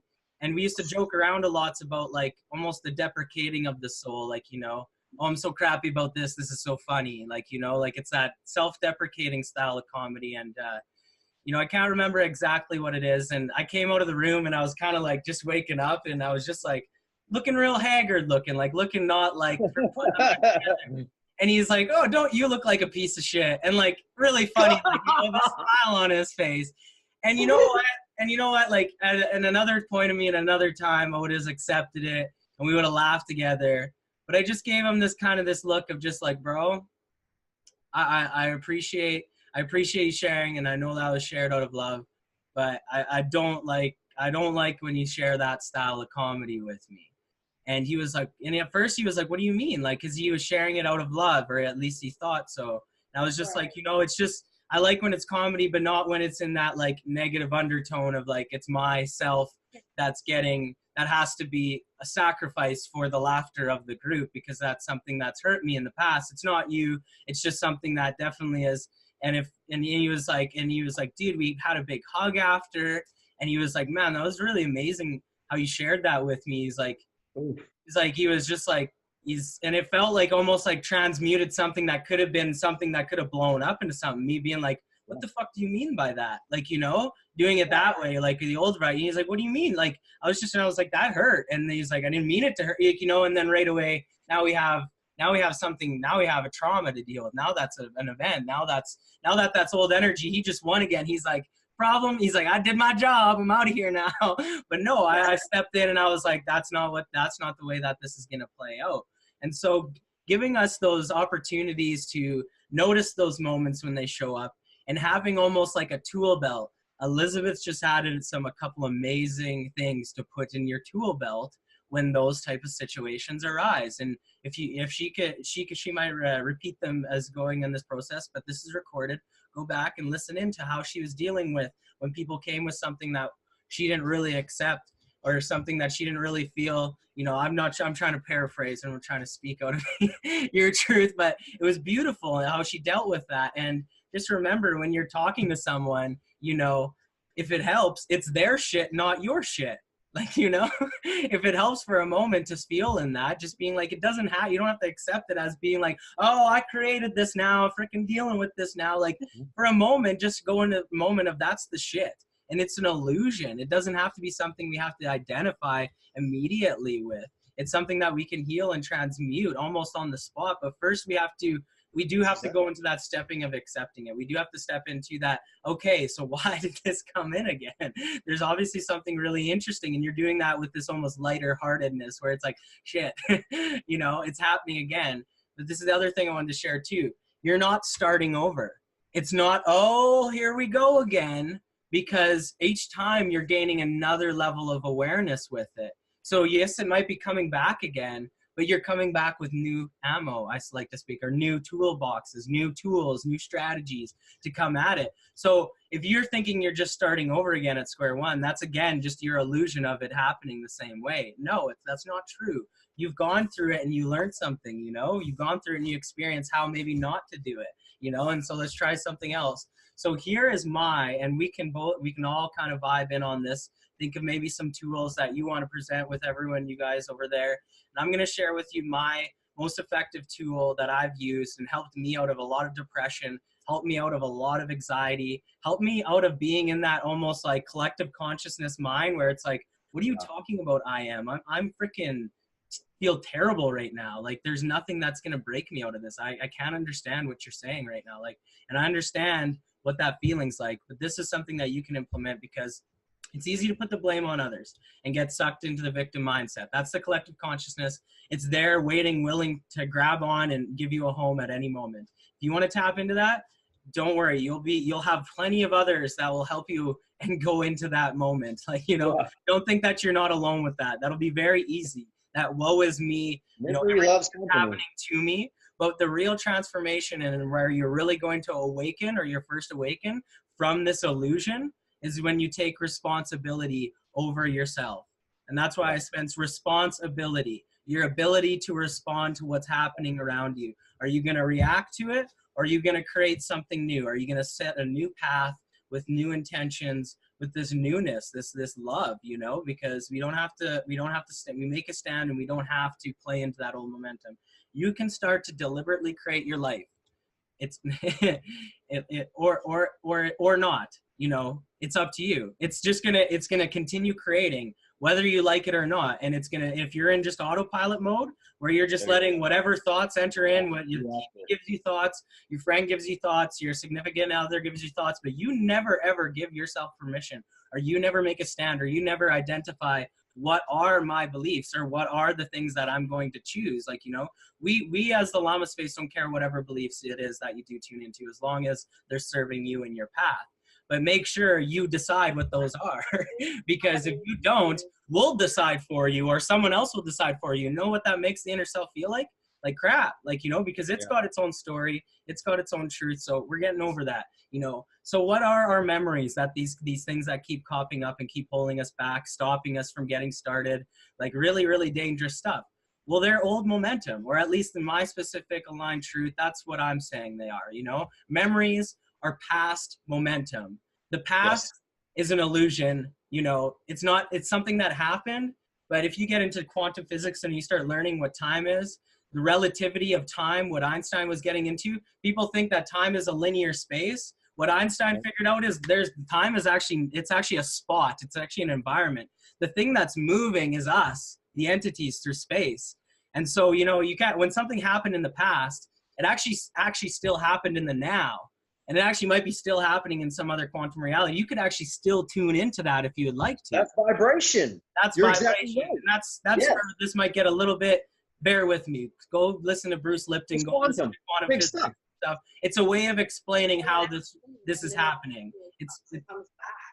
Yeah, and it's maybe not the end all be all. It's just a really beautiful way of explaining it at this moment and stuff. And so with that, with these different realities that are happening, with time being not a linear thing, it actually being an illusion, it actually being all happening now, the past is actually you just tuning into the past now again. It's not the past, oh, my past, it's got all this bearing momentum on me. No, you are setting all this bearing momentum onto yourself each time you think of it that way. So let's think of it in a different way. And how do we do this? I do this through something called an ancient Hawaiian shaman practice called Ho'oponopono. And so what we're going to do is, our past doesn't have to have power on us, and continuing to view it as having power on us is what gives it power, is what makes it. Nice. Okay, so we're making a correlation, you know, people are getting it now. And especially if this played out over time of us continuing to think that our past has power over us, it's going to create some damaging ass shit, because the creator, the being, doesn't want you to continue living like that. If it was like, you know, it's that beautiful that it's not going to let you live that almost lack of life in that moment of like loop. So you're going to find a teacher, you're going to find this live, and you're going to find this, and then now you're going to practice this. This is the good news. You know, as profound as they may feel, we do not have to identify with our memories. They do not have to be us anymore. You're not locked Just an in. experience. No one said this. No one said this. No one, you know, they might portray this, but this doesn't have to be you. And Exactly, but I think that's one of the things too, though, those past things, there's lessons there. Yes, There's yes. gifts there.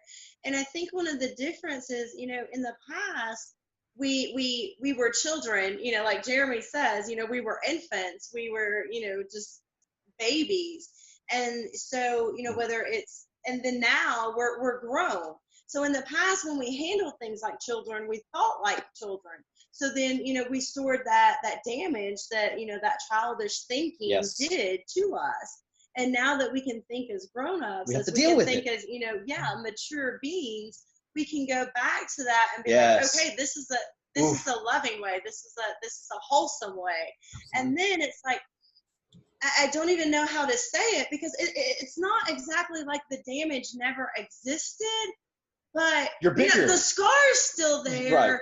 But The lesson was it learned. doesn't. Yeah, once you accept that lesson and once you Then you accept can that move on. gift, Yes. then it wasn't a trauma. Yes. It was an experience. It was a lesson. Yeah, Oh, it wasn't then a that's where the suffering, rewards. It was a, you know, and it's like there's so many things I've lived through in my life where, you know, I could look at them and I could be like, that was a traumatic experience. You know, that was a shit, you know, Yeah. thing. Like, you know, they really, really did a number on me or whatever, you know, from people doing things to me that, you know, I didn't necessarily choose to have done. But what was the lesson in that? What was the, you know, what was the growth in that? You know? And then that's why it happened. Yeah. Then that's what makes everything make sense. Then that's what gets rid of fear. That's how we can go properly and navigate better. Is see, all of these things are roles that we play. Yeah. You play a bad guy, you know, I learned those, so I don't This have is to be like bad. expert level. This is like expert level. And I was just opening it. We're opening it up for this because in a dualistic mind, we just want to remove the memories. Who wants them? Yeah. Who the heck wants those things? They've been bringing me down. But this is the secret behind the secret is we're not removing them. What this process is going to do, it's going to unlock these so we can look at them from a new light so that maybe we don't want to identify with them. Maybe it's not something that we like, screw those things, but maybe for a second when we finally do and we finally, with love, wow, those things It no longer serves us. Well, Yeah. some of those childhood memories, you know, we might see when we go back to them, we might see pain, we might see hurt, we might see abuse. But remember that what we see in our memories is a reflection of our experience and perspective at that time. Yeah. So we can take a different perspective I'm to not that memory and change that whole memory into a different vibration. By who we are the now. exact same moment, the exact same experience, the exact same, you know, if I'm in a car wreck and I break my leg, you know, and that's traumatic for me, and I don't want to get in and I don't want to drive in a car every time it rains again. You know, I can hold on to that memory. But if, you know, something happened, like what if while I was at the hospital, I met someone and that person needed to hear my story in order to lift them up or something. Keep you know, them what from if that dying. wreck, that particular injury put me in the line to do something I was meant to do to fulfill my higher destiny? And so if I look at it like that, then it's not a traumatic incident. It's an experience. It wasn't a setback. opportunity. It was a set up. Yeah, and so it's all about perspective. Yes. So, you know, if we learn to start doing that, and then we start to see, you know, that just gets us even more into the purpose. Yeah. You know, we don't ever have to just say, you know, the more we try to just let it go and push it away, the more it's still there going, hey, I'm here, not touching you, touching you, you know, but it's just, and those opportunities will keep being, you know, presented to us to deal with it and to handle it until we finally take love and mercy and a different perspective to it. And then it's like, okay, well, now I'm just resolved. And now I'm just, I'm just, poof. The best way, and this will be for the younger people, the best way to look at this, a story for this, is like a video game. Okay, and we go in level 0 and we're fighting level 2 bosses, level 2 enemies, and we're getting our butts kicked, and we're just running through there as fast as we can, doing whatever we can to make it through. We lose to the boss. We lose to the boss. We lose to the boss. We lose to the boss. Are we ever going to win? And so then we finally get that one weapon, that one connection, that one thing, and then we beat it. Okay, so then we missed everything. Okay, so then we keep progressing and say now we're a level 5. Okay, and then we get another an upward spiral, and we come and revisit that. And so now we're in that same level where we were at level 1, but now we're level 5. Now we just wreck through that. That boss was easy as crap. We just myrtleize it. Now, here's the great part of everything.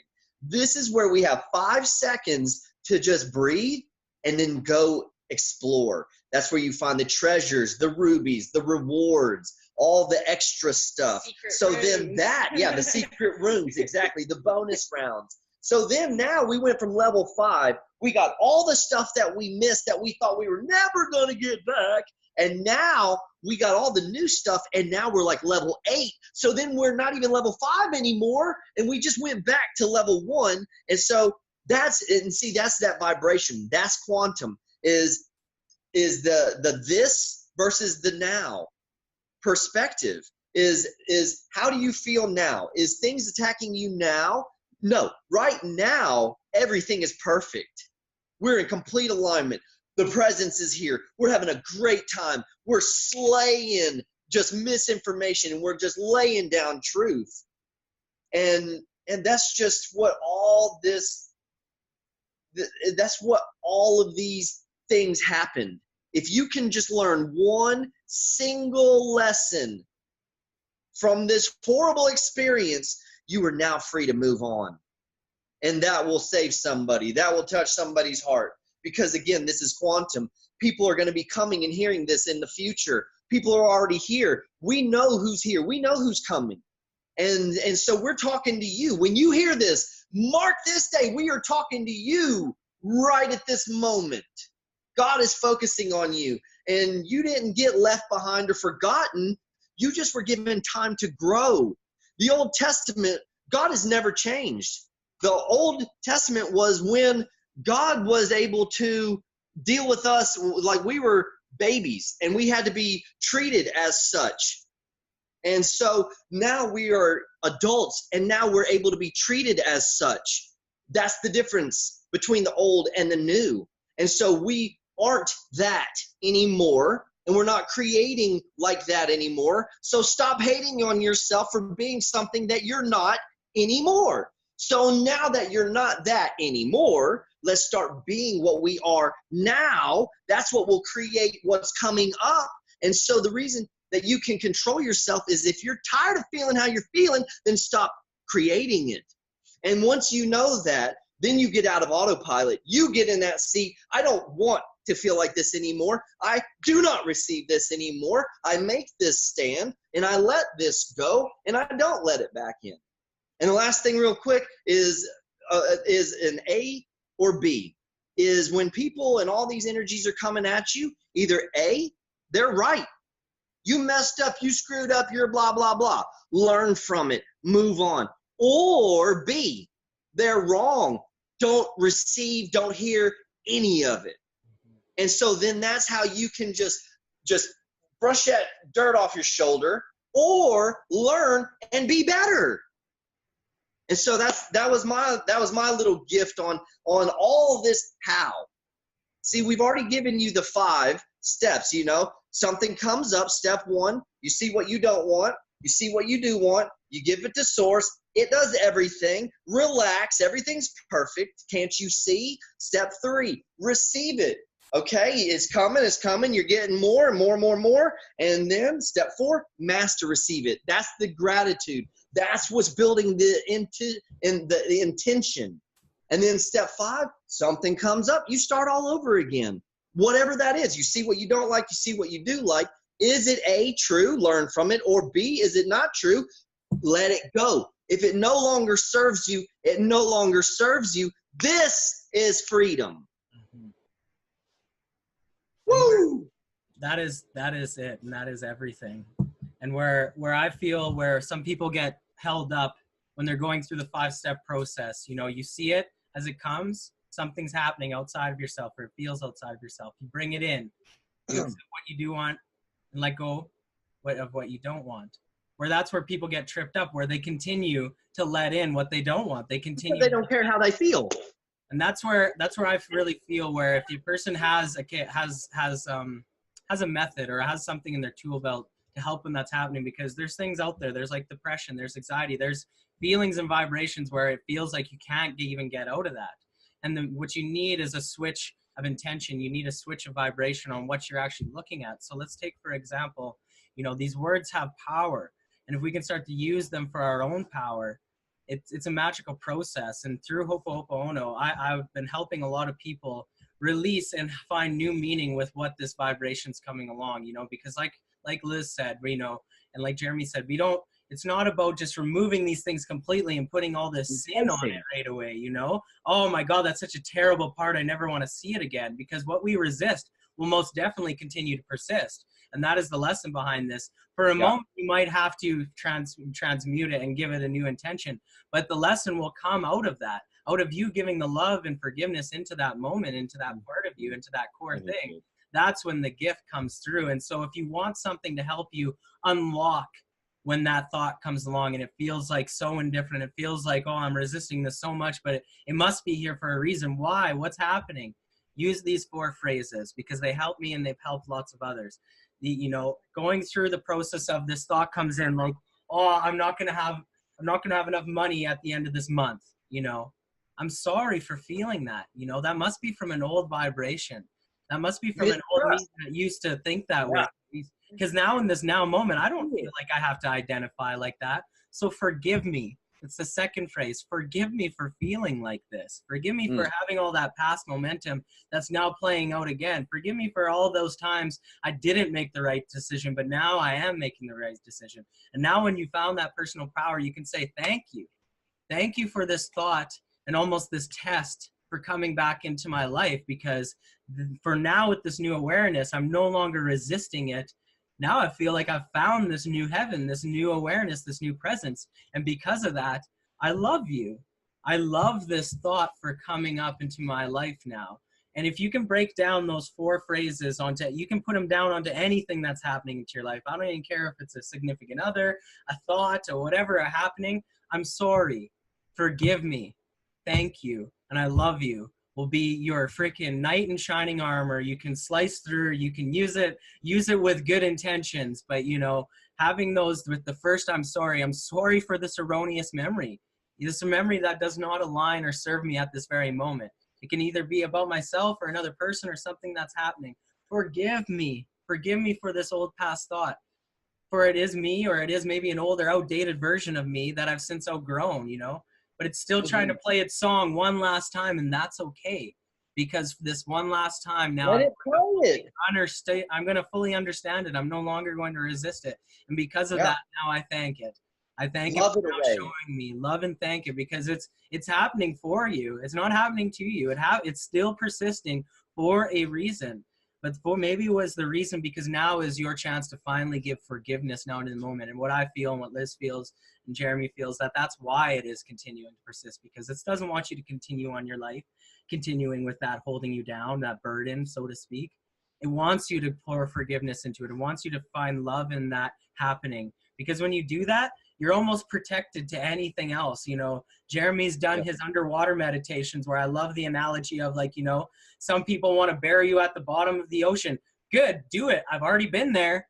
Freaking there you go, blah, blah, blah. You know, some things where like I hold my breath to the point where, like, you know, it almost feels like I have zero breath, or I'm almost like gasping for air. I'm gasping for life.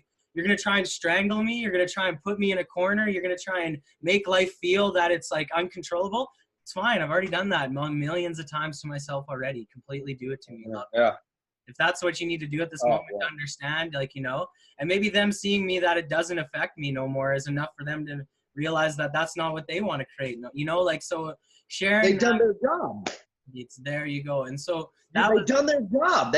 You learn the lesson. So then the a-holes can go away.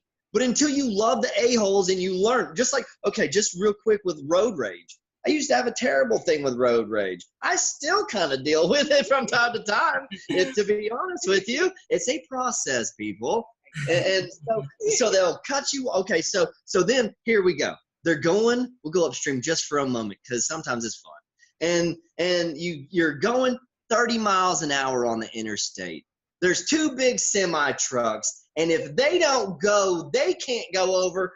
They're gonna make it. You're gonna get smashed. So then you have to like floor it around them, get over to the truck drivers, and then you look over like, who in the world is making these crap decisions? And then they're sitting there flipping you off like you've done something wrong. And you're like, what?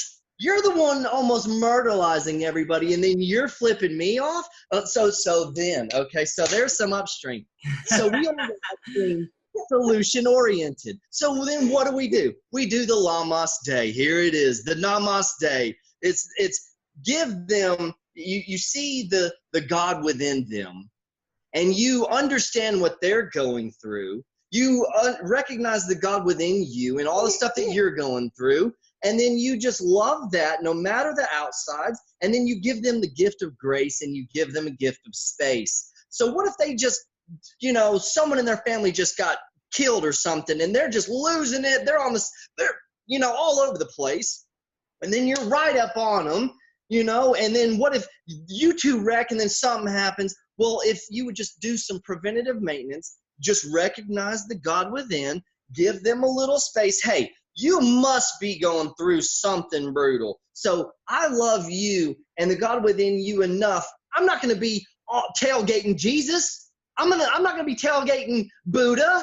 I'm going to be like, oh, you're doing this for a reason. Maybe you're slowed down so that you slow me down because I'm obviously out of alignment. So then you, as my bad guy, are actually also my good guy, preventing something bad from happening. So then if you can see that weird clarity that people are both being simultaneously good guy and bad guy for your best, you don't give a shit about anything because life is perfect. I mean, we put so many labels on stuff, like good guy, bad guy, and that still kind of leaves a gap of separation. True. It's not necessarily that any one person or individual is a good guy or a bad guy. I mean, yes, people have good tendencies or, bad habits or whatever, but it's an opportunity. It's a brother or sister that is given you. Each person is an opportunity. And, the only thing that is good or bad about anything is if we label it good or bad. Yeah. How you react to it. It's like so many people, they don't want to suffer. So many people want to avoid suffering. Oh, well, I have a headache, I'm going to take Tylenol, or, my back hurts, I'm going to take Advil, because suffering is bad. Who says suffering is bad? Suffering is not bad. Yeah. Suffering is a tool. Yes. Suffering is a sign that something needs attention. Suffering is, it's a wake-up call. It's a tap on the shoulder that to cattle say, prod. It's not bad. Yeah. It's normal. It's a process. It's a challenge. It's an opportunity. Suffering is an opportunity for you to overcome yourself. That is what suffering is. Beautiful. And if you want to surrender to your higher self. Yeah. Surrender to, the fact that there is a part of you, that part in your heart where every time, you've made one of those choices and it's been like, hey, don't do this. Don't trust that person. Don't go to that place, and it's like your mind's like, oh, no, you don't know what you're talking about. We're going to give them a second chance. We're going to, it's going to be fine. Right. Crash and burn. Yeah, and you're like, why? But that little part of you, it was trying to tell you, you. that's what you're doing. And it's like, so finally when you surrender, and I'm gonna listen. Like, I've tried it, my way. I've tried it the world's way. Perfect. I've tried it my parents' way. I've tried it my boss's way. I've tried it my lover's way. I've tried it, everybody's way. And, it's like all of a sudden, that there's that higher power, that God source, that, that heart, that temple, that's like, okay, well, can you try it my way now? And that's what we say, if you'll just try it my way, and if we'll just surrender to that, and just We've tried it all these other ways, and and we're toiling and we're struggling, and we're working the land and we're working the land and we're working the land, and we're not supposed to be working the land anymore. God created us to, what does it say in Genesis? To dress and keep. To dress and keep the garden is what man was made for. Keep it pretty. We're not separated from God anymore. There's no illusion anymore. We should be living in this eternal Garden of Eden, because that's what we were created for. So, we don't have to suffer and toil and do all that stuff if we don't choose to. So let's just surrender to to be in peaceful, to be in mercy, to be in compassion, to be in love. We don't have to be a beautiful what good does it do us to be upset, aside from making us angry, making our faces red, damaging our kidneys, blowing out our hearts, messing with our sugars and our metabolism. Anger does a lot of physical damage. Yeah. Shame does a lot of physical damage, and so hope and love and mercy, they, on the opposite field and spectrum, they do all these miraculous healing effects. So, those are the choices that we have. We do we want to create destruction and bring forth death, or do we want to create life and bring forth love? Mm-hmm. Every moment, every word that we speak to ourselves, that we feel about ourselves, that we project out, that's what it comes down to. Are we bringing death and destruction? Are we creating love and life? Well, look at it in a crazy, you brought up an awesome point. We are chemistry plants, okay? And the way we feel produces chemistry, produces chemicals. We're like a big chemical plant. Okay, and so this is going to be really just hands-on, boots on the ground type of thing. Is if we can start controlling how we feel, we begin to control the chemicals that are in our bodies. And as we begin to feel better, we begin to get addicted to the better feeling chemicals versus the old energy, the old chemicals. We have dopamine centers. We can get high on our own supply. The reason why we drink and smoke and do different things and overabundant sex is because, we're trying to get that feeling that we should get naturally, but we're not, because we're pinching off, because we're so in fear that we're not receiving it. Because we're in that fight or flight Yes. syndrome. That's actually a scientific It and a is. medical, thing. And when we're in that fight or flight, it reroutes how our blood is ran through our body. It reroutes where the oxygen goes to our body. It goes to survival versus education and learning. Well, survival versus, thriving and nurturing. Yes. So it only goes to the parts that you need for like attack mode. Yeah. And so you can't build a house if some dude's trying to kill you. Exactly. You have to deal with that dude and then build your house. Fight or flight mode, then you're in. It's thrive mode. Yeah. It's that's when you go from a sprout to a stalk to a tree to a mountain. It's limitless possibility. Well, that's the other side of the coin. You have the lack mode, which is nothing, fear. You're repelling. You're not getting anything you want. Then you have your fill. You flip it over. Then it's love, abundance, prosperity, the other side of life. Exactly. That's what this big thing is we're flipping your coin over. Too.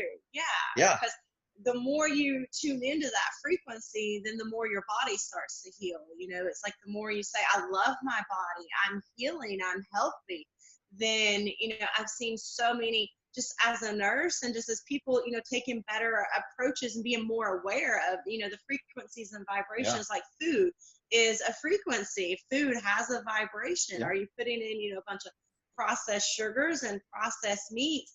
Then of course you're going to feel yucky, because we're organic beings. There's and no so prana. we're not There's meant no life to force. have, these artificial synthetic things running through our body. So we'll feel a little yucky.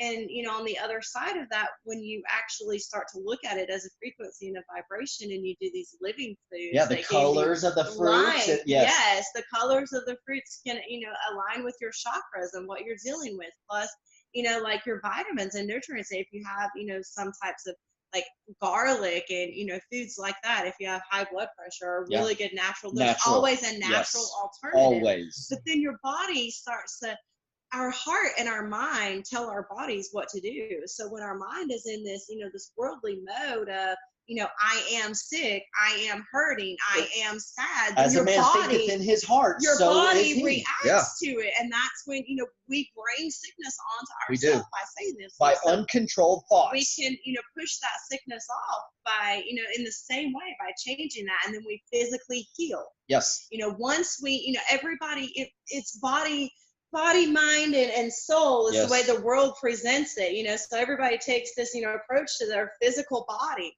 And I spent so much time trying to eat the right foods and exercise, and all this other stuff. But spiritually, I was dying. And Yeah. my body, my physical You can't body fake how you was feel. dying Yes. because spiritually my soul was calling out. Right.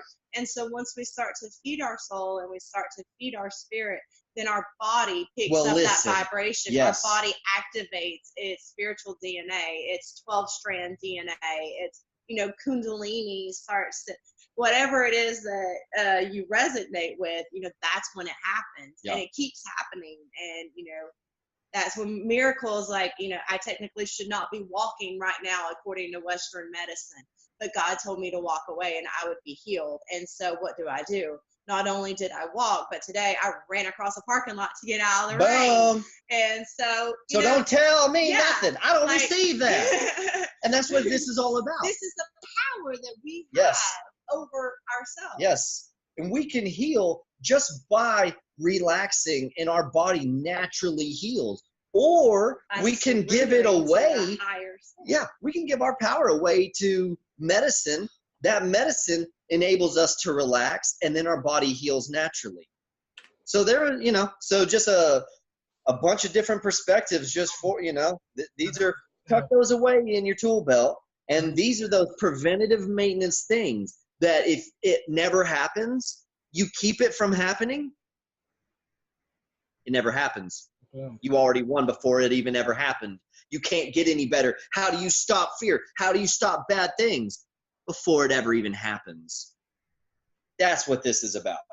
That's what we're preparing you for. That's what all these methods are for. All these techniques, all the techniques that we went over so far is the forms that we had, the feet together, the feet shoulder width, and the feet in the horse stance. And then we have all the clearing mechanisms and techniques. Then we have the ways to get out and purify yourself and get out of this body. And then we have the technique, which we're going into, where you're flying. Then you can actually meet your higher self, which is in step 3, which we're getting to and wrapping all this up towards.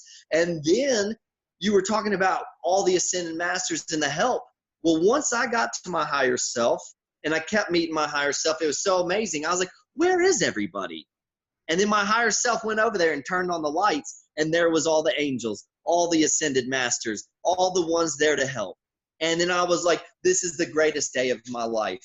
And then we all went into this open room, this gigantic throne room, and we were all there in front of the Creator. Everything was just so amazing. And I stood up in front of everybody, and I was like, I just want to thank you guys so much for being so patient with me. Thank you for helping me finally get here. Yes, I receive you. Yes, I accept you. Yes, I love you. Yes, I will receive your help in any way. And for those who, are just here to support, be on your merry way, and those who want to help, thank you. And then we all just had a big old party in front of the Creator. And then now how I like my meditations is I sit in front of the Creator, and then I'm like, oh, and then I scoot back, and then I get closer, and it just, and that's how we get stronger. These are the spiritual push-ups. This is what enables us to overcome everything, to be in this world, but not of this world. That is the surrender.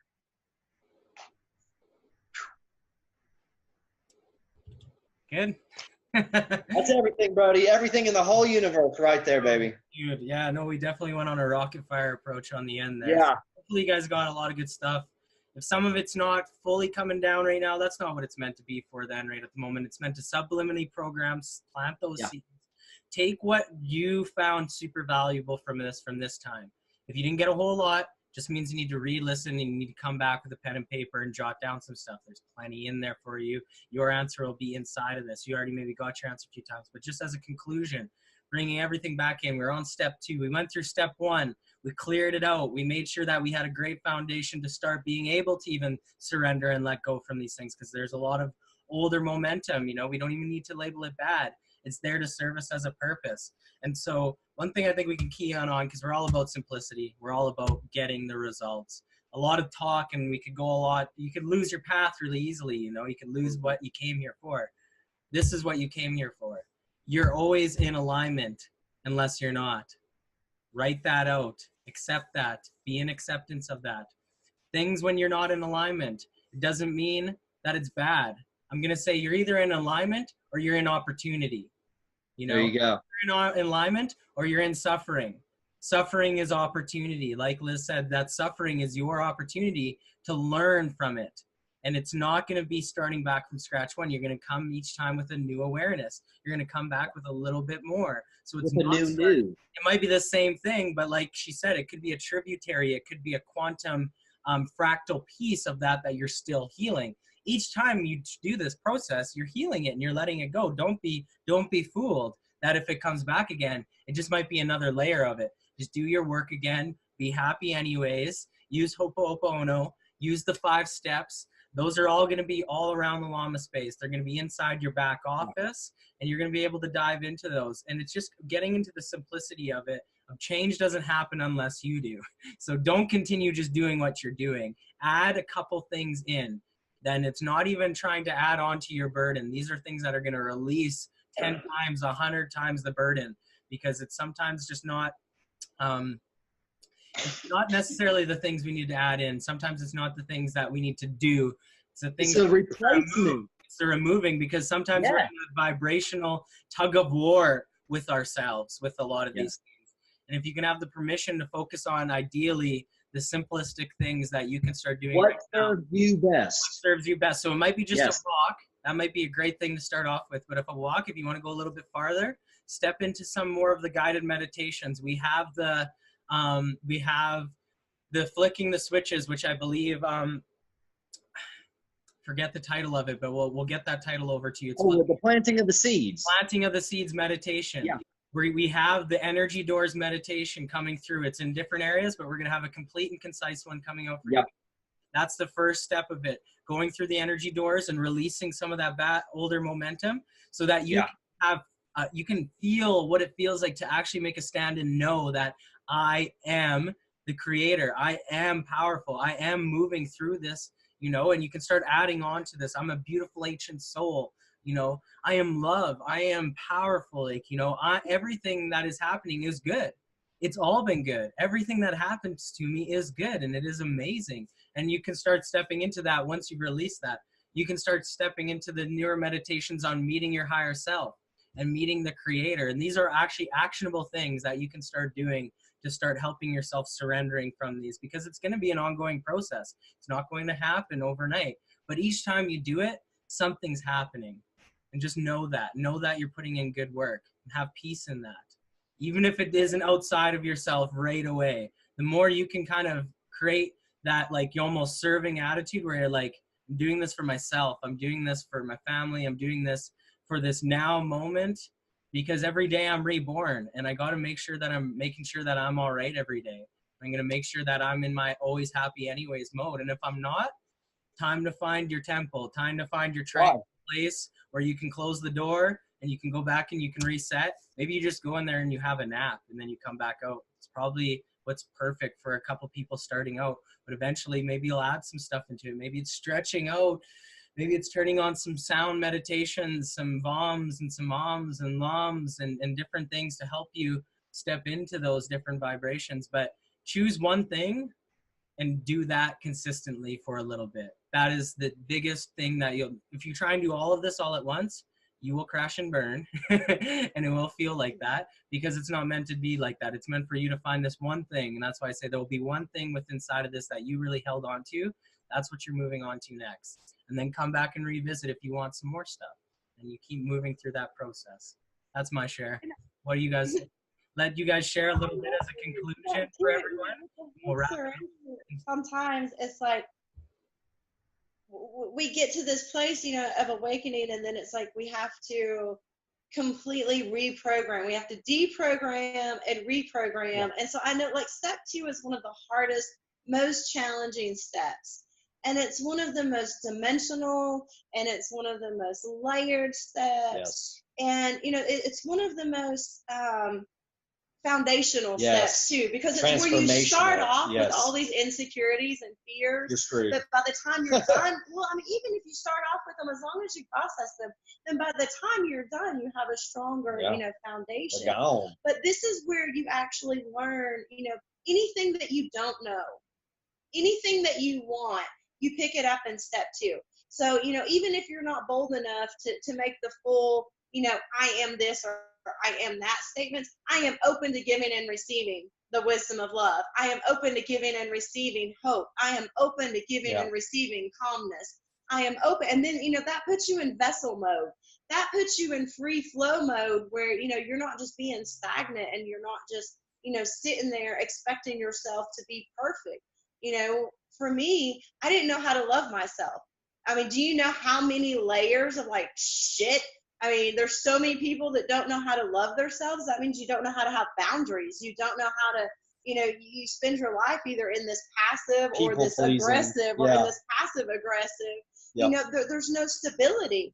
And so I didn't know any of that stuff, and I couldn't just wake up one day and go look at myself in the mirror and go, hello, beautiful. Everything's perfect. I fucking love you.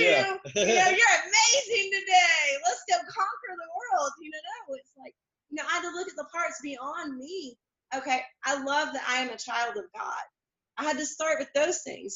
Show me how to be open to giving and receiving divine love, not worldly love, because I'd already been through that, and I didn't want to go through that again.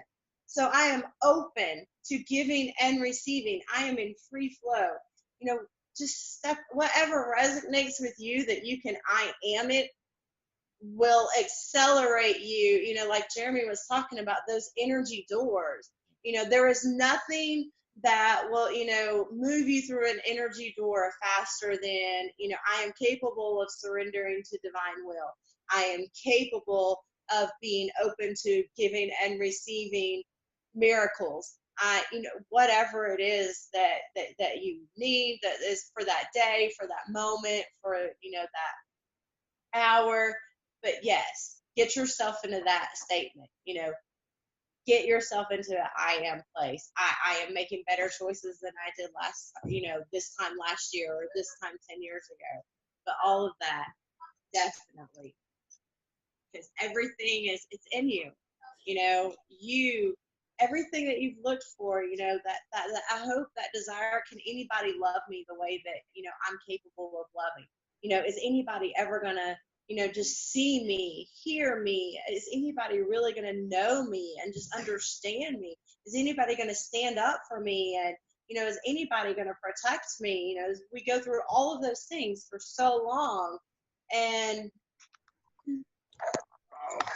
Okay, just keep talking, Alyssa. Sorry. It's on me, but We're it's still here. it's like we go through those things, for so long, and it's I just can't. Whew. This is something that I don't have children yet, but I think it's even just the core lesson, just have fun with it and just know that it always gets better. Because sometimes the understanding's not there. Sometimes it's not as full as an experience as someone else's experience, but that doesn't even matter. Your experience is totally unique and totally meant to be something different. Like, our fingerprints are all uniquely different for a reason. Don't try and look into someone else's experience and think that's exactly what I need. That's exactly what I'm missing, because it's most definitely probably not. Like, we're on the sacral chakra. Let's get really creative with this. But let's find that place where we can be, where something that helps us be happy anyways, and tune into things that you love, tune into going to walks, and try and find that peace of God in an area of your life. And then once you find it, do more of that. And what you'll find within that is the next thing. And then more will come. more and more and more. And so That's think the key. And for this month, while we're on step 2 in the sacral chakra, the color is orange. So as many sunrises, as many sunsets as you can sit and take in, and just soak in this beautiful love light energy source that has been given to us. Gratitude, gratitude, gratitude. And that's also a way to escape the linear time. Yeah. When the sunrise comes up, we're given our daily portion of everything that we need energetically and physically and emotionally and spiritually to survive and overcome that day. And then with every sunset, that's universal time to let the days just muck go, to process it. If anything bothered us or hurt us or whatever, to sit and look at it, to give it love, and to let it go with the daylight. Don't let the sun set on your anger. And that's just that orange. That so surrender. Just let it go. Just for the next month during the sacral step 2 to the sunrises and the sunsets. I promise you, if you don't do anything else but just sit in silence for the 20 minutes that it takes the sun to rise or set, then that alone will fanatically change your whole world and your whole existence. Beautiful. And every day, that's my almost like my why right now. A lot of people have different whys and stuff, and it's interesting hearing, but my why is every day reborn. And like Elizabeth said, if you can wake up with that sunrise and realize the newness of everything that's coming in, and then experience, and then almost like the sunset, it's always it's closing off that day, and it was that beautiful thing, and you can send it off in that. Every day is a new chance. It's a new creation. It's a new opportunity to go out and live your best life. And that's, if you choose and if you step into that, it's exactly what happens. It just takes a little time. You just need to be a little bit patient with it.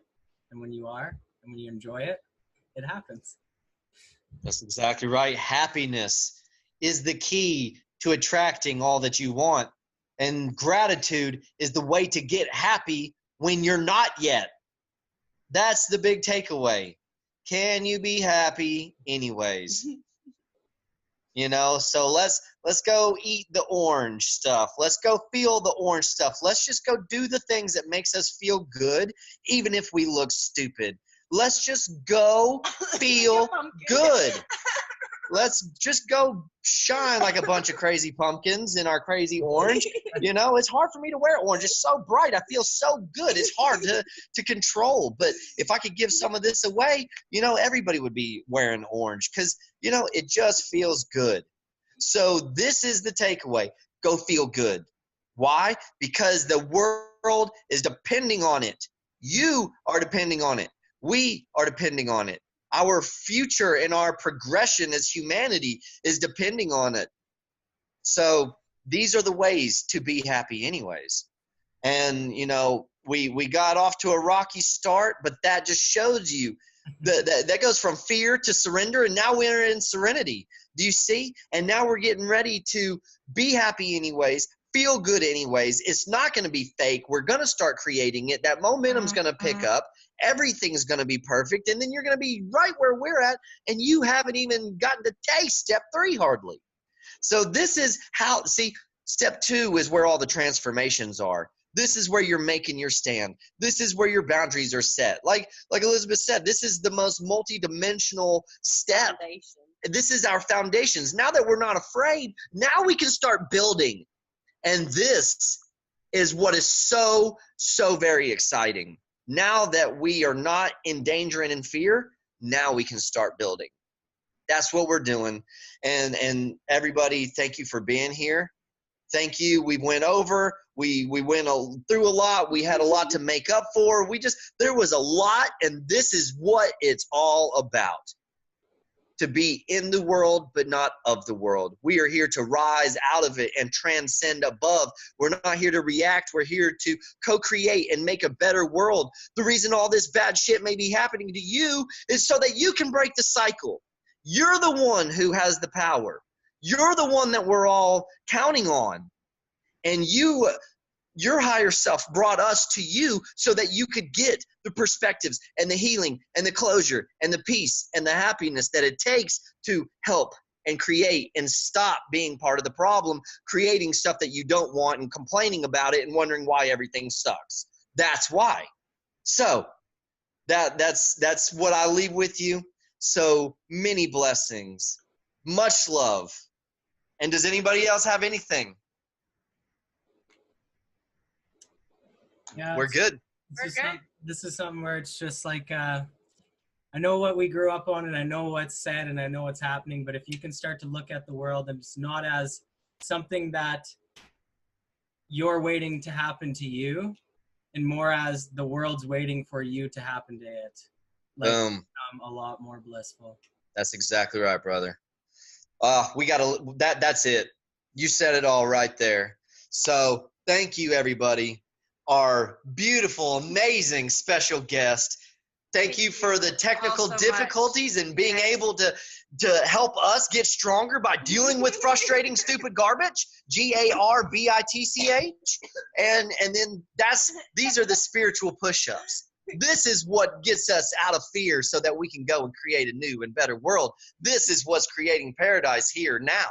So thank you for being at the very beginning of it. We're counting on you to help us build it. So welcome all. Thank you all. Much love all. Much healing and blessings to you all. And Namaste. Namaste. Love you guys. Guys. Love you all. Bye. Love.